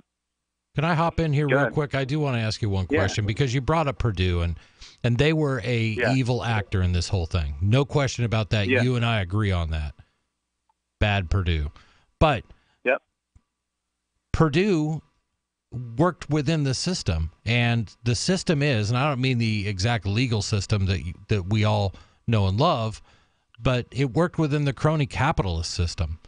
Purdue had tons of money to throw around for marketing and things like that. They also had tons of money to throw around in D.C. And when lobbyists, they're pushing the and my real point is in a way, sort of. Yeah, and if you go to the FTC or excuse me, DE, Drug Enforcement or what you're going to find are a lot of people that used to work in the pharmaceutical industry. That's where they go. Sure. Yep. And when you have that system, that's the real system that I have a problem with. For sure. It's not that, we've come up with some guidelines that are good to follow and they're all common sense. It's not that. It's that somebody like Purdue can go in there, toss money around at elections, and suddenly they get everything they want. And now we're, 15 years past, 20 years past the worst of what Purdue did. And we're still talking about... It's still a crisis. Opiates are still a crisis. Opiates are still a crisis, and Purdue is still talking about settlement with states. Look, the term that you're describing is regulatory capture, and that was what Eric had talked about earlier, where Purdue threw money around and they got kind of what they wanted, the regulations they wanted. And that's how government works. Yeah. That's how it works every single time. It doesn't matter what sort of people you elect, what kind of programs they put into place, what kind of tweaks they make. The people with the money and the influence always take control over the violent tool known as the government, which ultimately is used to prevent competition from coming into the marketplace and offering a better product and a better service at a better price. And it's terrible. The regulatory structure needs to be abolished completely, and the war on drugs needs to be ended so people can actually get the products that they're looking for without having to bow down to this system. Yeah, but that just doesn't address the that issue with that is it just doesn't address the problem. What's the problem? It wouldn't have stopped the problem with Purdue. Purdue's, no matter how small the government is or the regulation agency, they're still going to push them around with their money. If the government doesn't exist, then they can't push them around. If there is no Federal Food and Drug Administration. Yeah, what do they do if they have no FDA? There is no regulation for the drugs. I mean, that's right. No, the regulation is the marketplace. The marketplace would provide the controls. The marketplace would provide the standards. And if you wanted to go outside of those standards, you should be free to do that. If I want to go and hire a shade tree doctor to look at my problem who doesn't have, the same level of certifications as you might want to, feel safe or comfortable with, I should be free to do that, shouldn't I? Well, yeah, I mean, I agree with you. Great. So there you go. You just agreed with abolishing the entirety of the FDA and the DEA. Well, I agree that you should be able to go to your doctor, whatever doctor you want. No, I said a shade tree doctor. But a lot of these people actually were accredited doctors, and that became corrupted because of the money they found they could make. Yeah, and guess what? Also, if you allow people to compete in the medical field, the amount of money you can make will lower. Because when people are able to compete in an open marketplace, profit is a signal that says to people out there, hey, you want to make some money at this? Figure a way to do happening over there. Yeah. Right. Figure a way to do this better, serve people better. You're not going to curb alcohol addiction or any kind of addiction with capitalism, because that just means the more I can get as much as I want. How about if there's somebody I don't know if you've noticed, but people get plenty of alcohol today, and we don't have a capitalist system. You've got a controlled marketplace where the government gets in the way of people doing business. Look, the problem is people seeking escape from reality, and that's not going to end. So all we can do is we can provide humane methods for these people to get off, to offer them the help that they need to get off of whatever it is the substance they're on. That does not include forcing them into treatment. That doesn't include forcing them into a jail cell, which is ultimately what happens if you break the government's rules. Yeah. I got to ask. That's not compassion. Yeah. Are you familiar with what's gone on in Portugal? No, I can't say that I'm overly. Yeah. Portugal, and we talked about this earlier on the show, but they kind of took the other aspect. They said we're going to take all the money we're spending on trying to enforce these laws, and we're going to put it towards treatment, and we're not going to put people in jail. But even then, forced treatment isn't effective either. If you force somebody who's addicted into treatment, you don't have. And even in Portugal, I mean, I'm not saying it's a perfect system, but what the result of that has been addiction's gone down. Addiction has gone down big time. Drug use among young people has gone down. It's no longer a cool thing to do, which I it's worth looking into. Eric, thanks for the call tonight. We're going to see with the marijuana thing, right? What's that? We're going to see with the marijuana deregulation, right? What do you mean we're going to see? Well, I mean, they're lowering the restrictions, like lowering regulations on marijuana use. Well, I mean, they've lowered the criminal penalties. Regulations still exist, unfortunately, in the states that have legalized marijuana. They've put in a legal regulatory structure on top of it, which I think is unfortunate, and that is something I don't support. I support ending the war on drugs, meaning not throwing people in prison cells or forcing them into treatment that they don't need or don't want, but to just leave people alone and let them face whatever issues they need to face in the ways that they need to. Thanks for the call, Eric. I appreciate it. The toll-free number here is 855-450-FREE, like freedom. That's 855-450-3733. But yeah, I mean, legalizing or decriminalizing cannabis results in police being able to spend their time going after hopefully real criminals, real violent crimes, are committing actual crimes against people or property out there, and focus their limited resources in those places. That's a big change. And as we've seen, as you mentioned, in Portugal, they don't have to go after people for possessing even other drugs like MDMA or LSD or crack cocaine or whatever. Small amounts are effectively this was the first time tonight that I'd heard anything about their forcing people into treatment. I didn't realize that. I have not looked deeply into. No. I think you are. I don't know if you have a choice, but you are going to either be fined, you're going to be jailed, or you're going to have the option of doing some treatment, or they're going to recommend treatment. I thought they had legalized small possession of drugs in that. I had not heard that they were even confiscating, but it wouldn't surprise me if they were. I just had not. The bulk of the time, they probably don't. Okay, well, if they're not confiscating it, they're definitely not putting you in a jail cell. There's more coming up here. 855-450-FREE like freedom. 855-450-3733. This is Free Talk Live.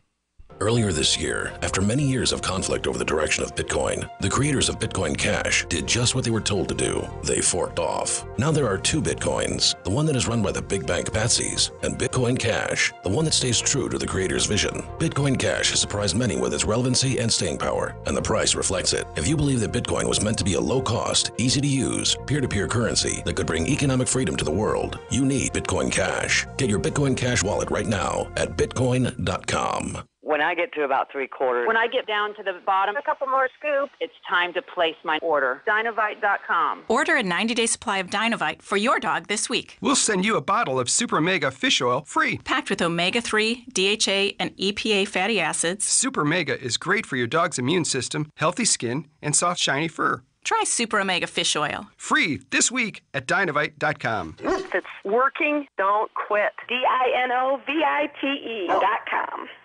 People search the internet for everything, including you. With a few clicks, information from your past can be quickly discovered, from business deals gone wrong to misleading reviews, negative articles, and unflattering images. Studies show 78% of people search for someone online before doing business with them. Will they find the real you? With ReputationDefender.com, you can establish a positive internet presence. ReputationDefender.com pioneered the field with over a decade of experience, serving thousands of successful individuals and businesses. We use patented, award-winning systems to boost positive content and suppress negative material. Don't let the internet define you. Take control of your reputation today with ReputationDefender.com. For your quick, free reputation analysis, call 800-831-0771. That's 800-831-0771. 800-831-0771. Or visit ReputationDefender.com. Hi, I'm Derek J. I don't want a politician to represent me. To me, government is the idea that one group of people can coerce everyone to comply with an edict. or face increasing punishments up to and including death. Despite perhaps the most noble of intentions, the best government services are a far cry from what could be provided for by voluntary interactions. Besides, the people who call themselves the government wage wars and put peaceful people in jail for crimes involving no victims. If Starbucks used some of its money to drop bombs, I wouldn't shop there. So why would I support the American empire? The empire does not require my consent. Derek J's Victimless Crime Spree. Watch it for free and order the Director's Cut DVD at victimlesscrimespree.com. That's victimlesscrimespree.com. Here's a chance to do a little activism while you're cruising Facebook, Twitter, or Google+. Between the LOL cats, the recipes, the hot girls, and the inspirational sunrise memes, Free Talk Live's posts pass by your newsfeed. Like them, comment. It gives us more exposure. If you don't see our posts, click like at facebook.freetalklive.com and then hover over it to click Get Notifications. It's an easy way to spread the ideas of liberty a bit further. I know you're busy, but you can spare that 1/10 of a calorie it takes to click on something. facebook.freetalklive.com. Imagine, if you will, a virtual world, a symbiotic economy with its own currency, where you can barter your services with others. Symbi.com is a marketplace of real people exchanging skills and services, from web developers, marketers, video production specialists, and teachers of all sorts, to gaming consulting or fitness coaching. Symbi.com is a vast world of people trading freely. Take my word for it, it's an adventure you can't afford to miss. Simbi.com. Help get LRN.FM into more ears. Visit promote.lrn.fm for a free bumper sticker, flyers, banners, graphics, and more. Promote.lrn.fm.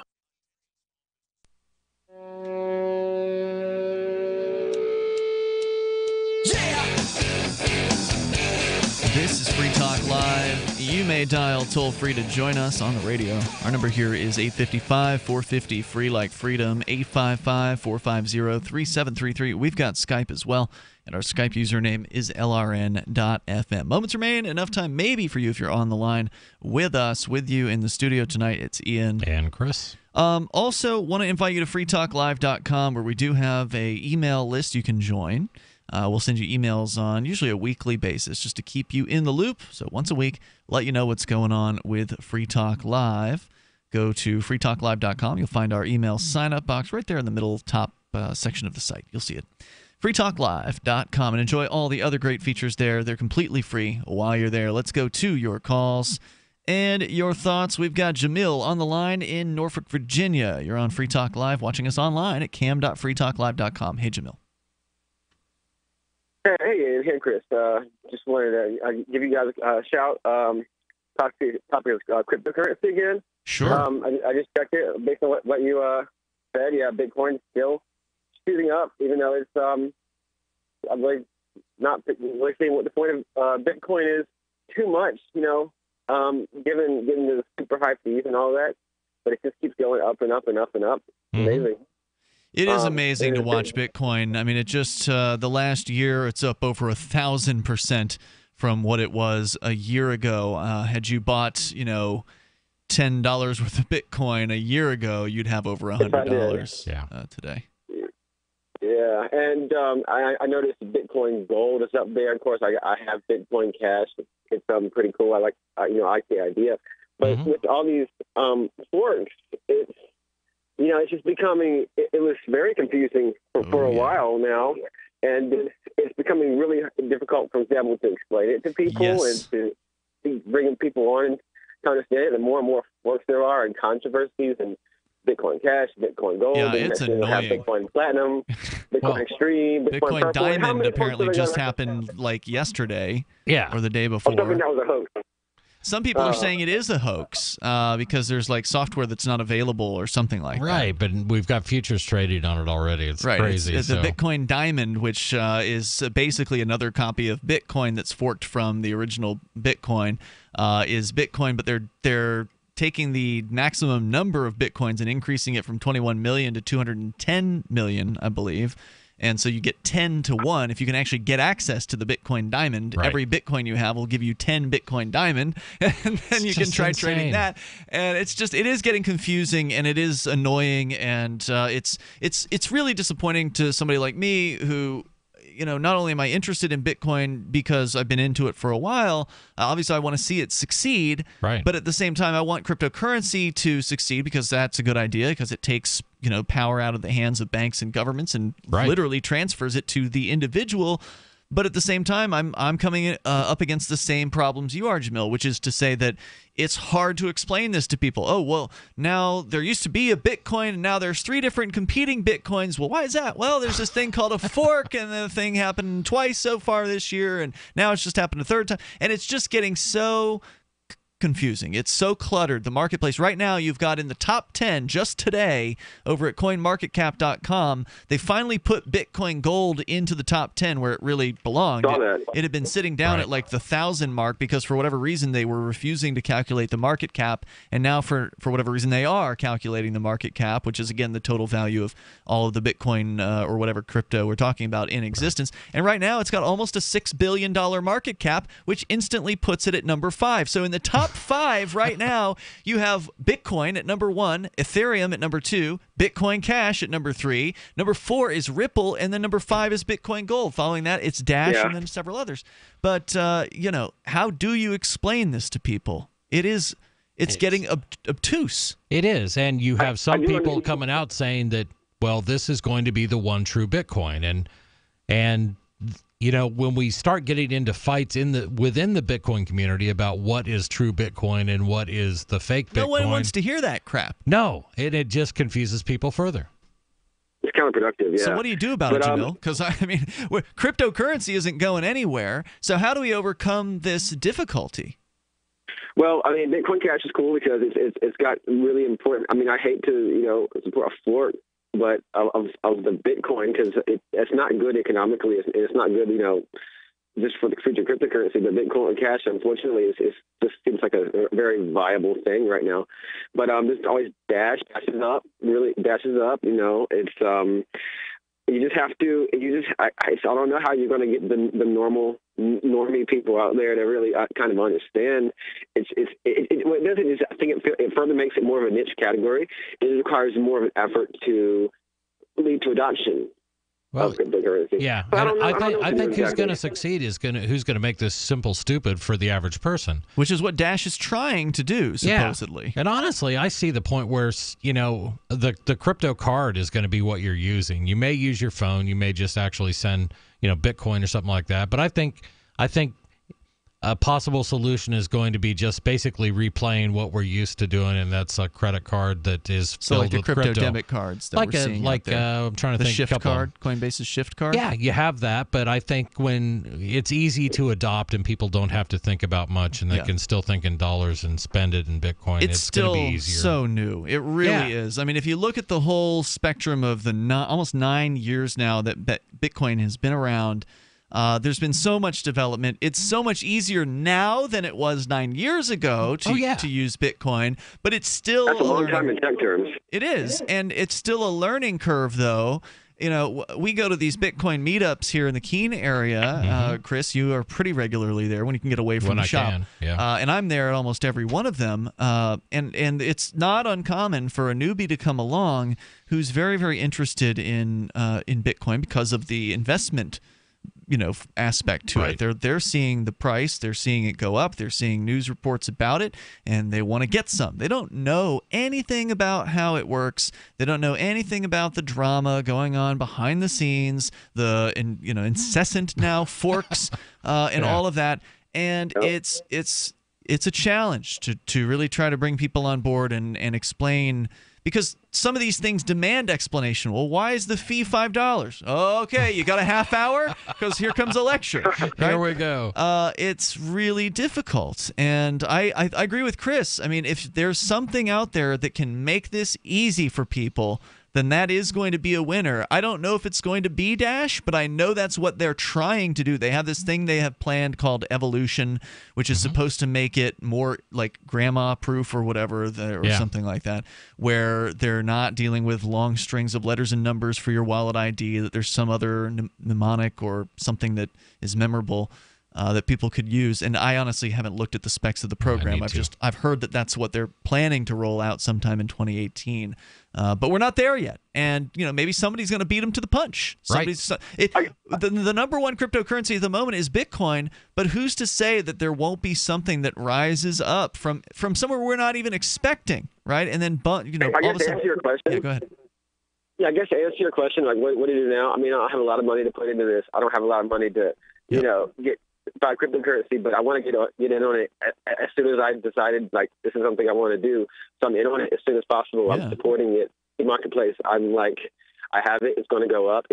I'm supporting the idea of it, and we'll see where it goes from there. It should, get in on it as soon as possible, I guess, is what that's the thing. I think it's important to point out, and Jamil, thank you for the call tonight. Thanks. I do appreciate hearing from you.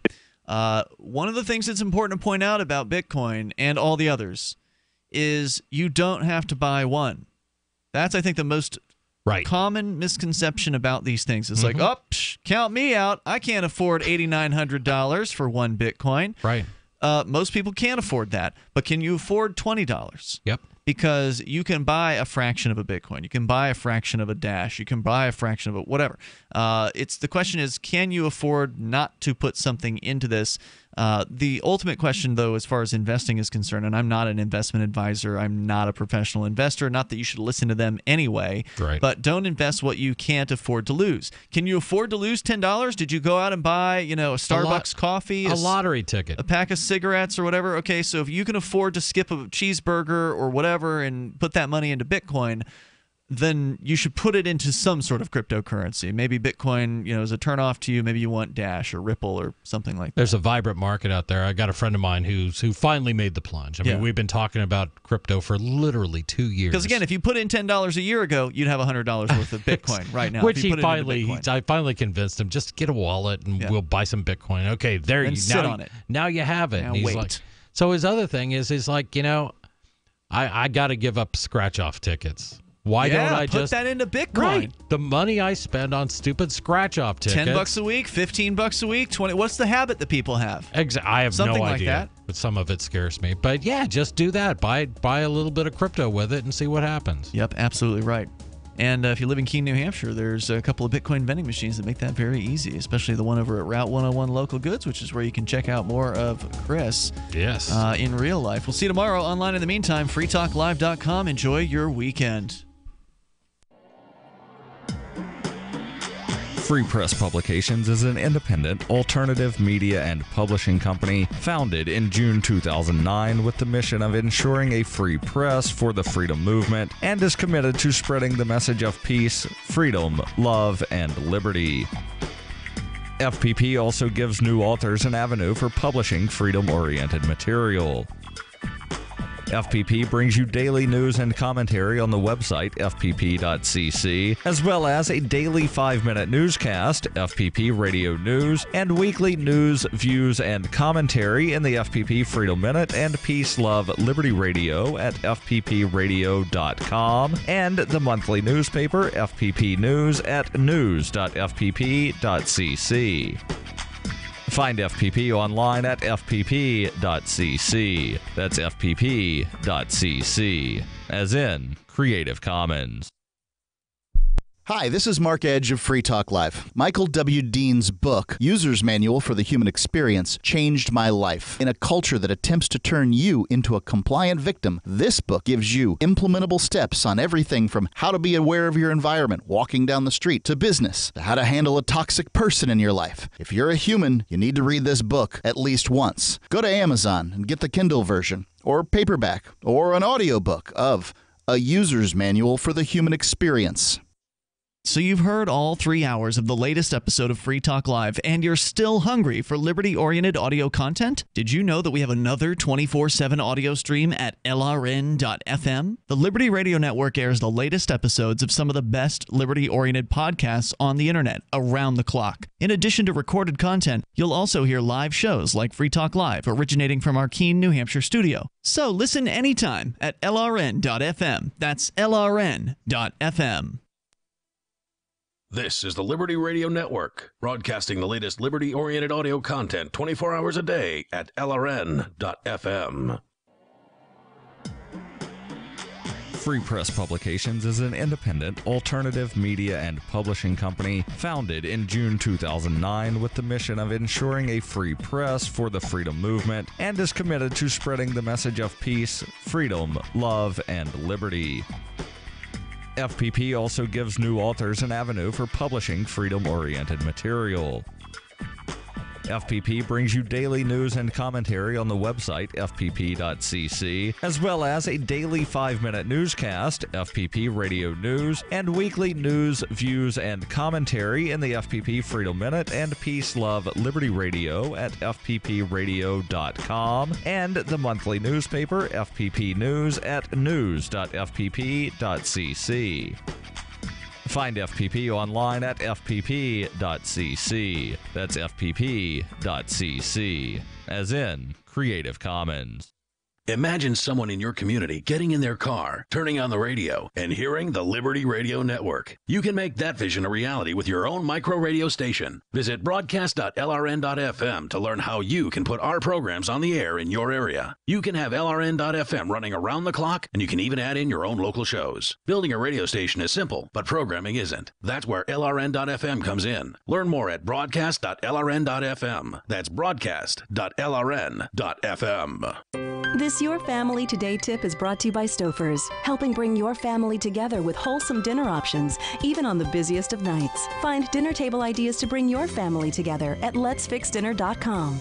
To get kids involved in dinner time conversation, ask specific questions, not broad ones. Instead of what happened today at school, try what was the best thing that happened today. The more specific you are, the more they'll have to say. For more tips like these, visit us at parenthood.com/yourfamilytoday.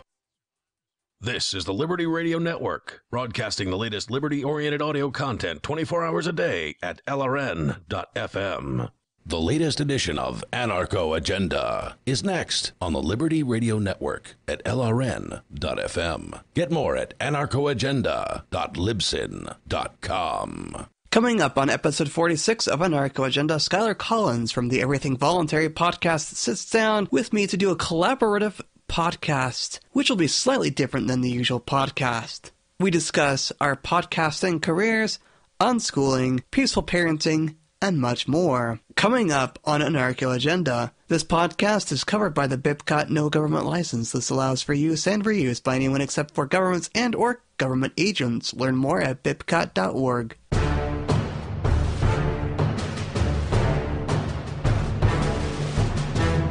Well, thanks so much for sitting down with me, Riley. For those who don't know Riley, he is himself a podcaster. He publishes the Anarcho Agenda podcast, and I think that you've started that earlier this year. Did you start it last year?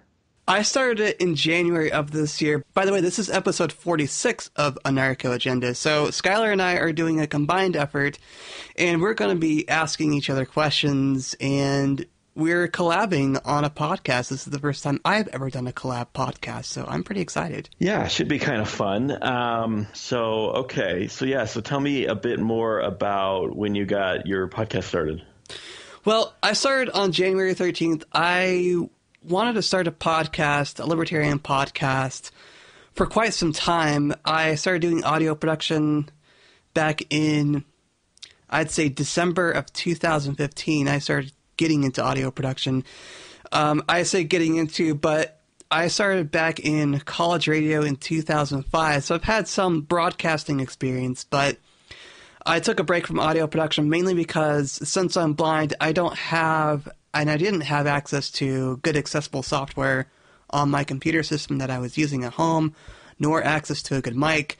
and I didn't know much about podcasting. But in late 2015, I got into audio production and started doing some audio production work for Free Talk Live, which I do the Free Talk Live Daily Digest, which is 20 to 30 minutes of audio from their show.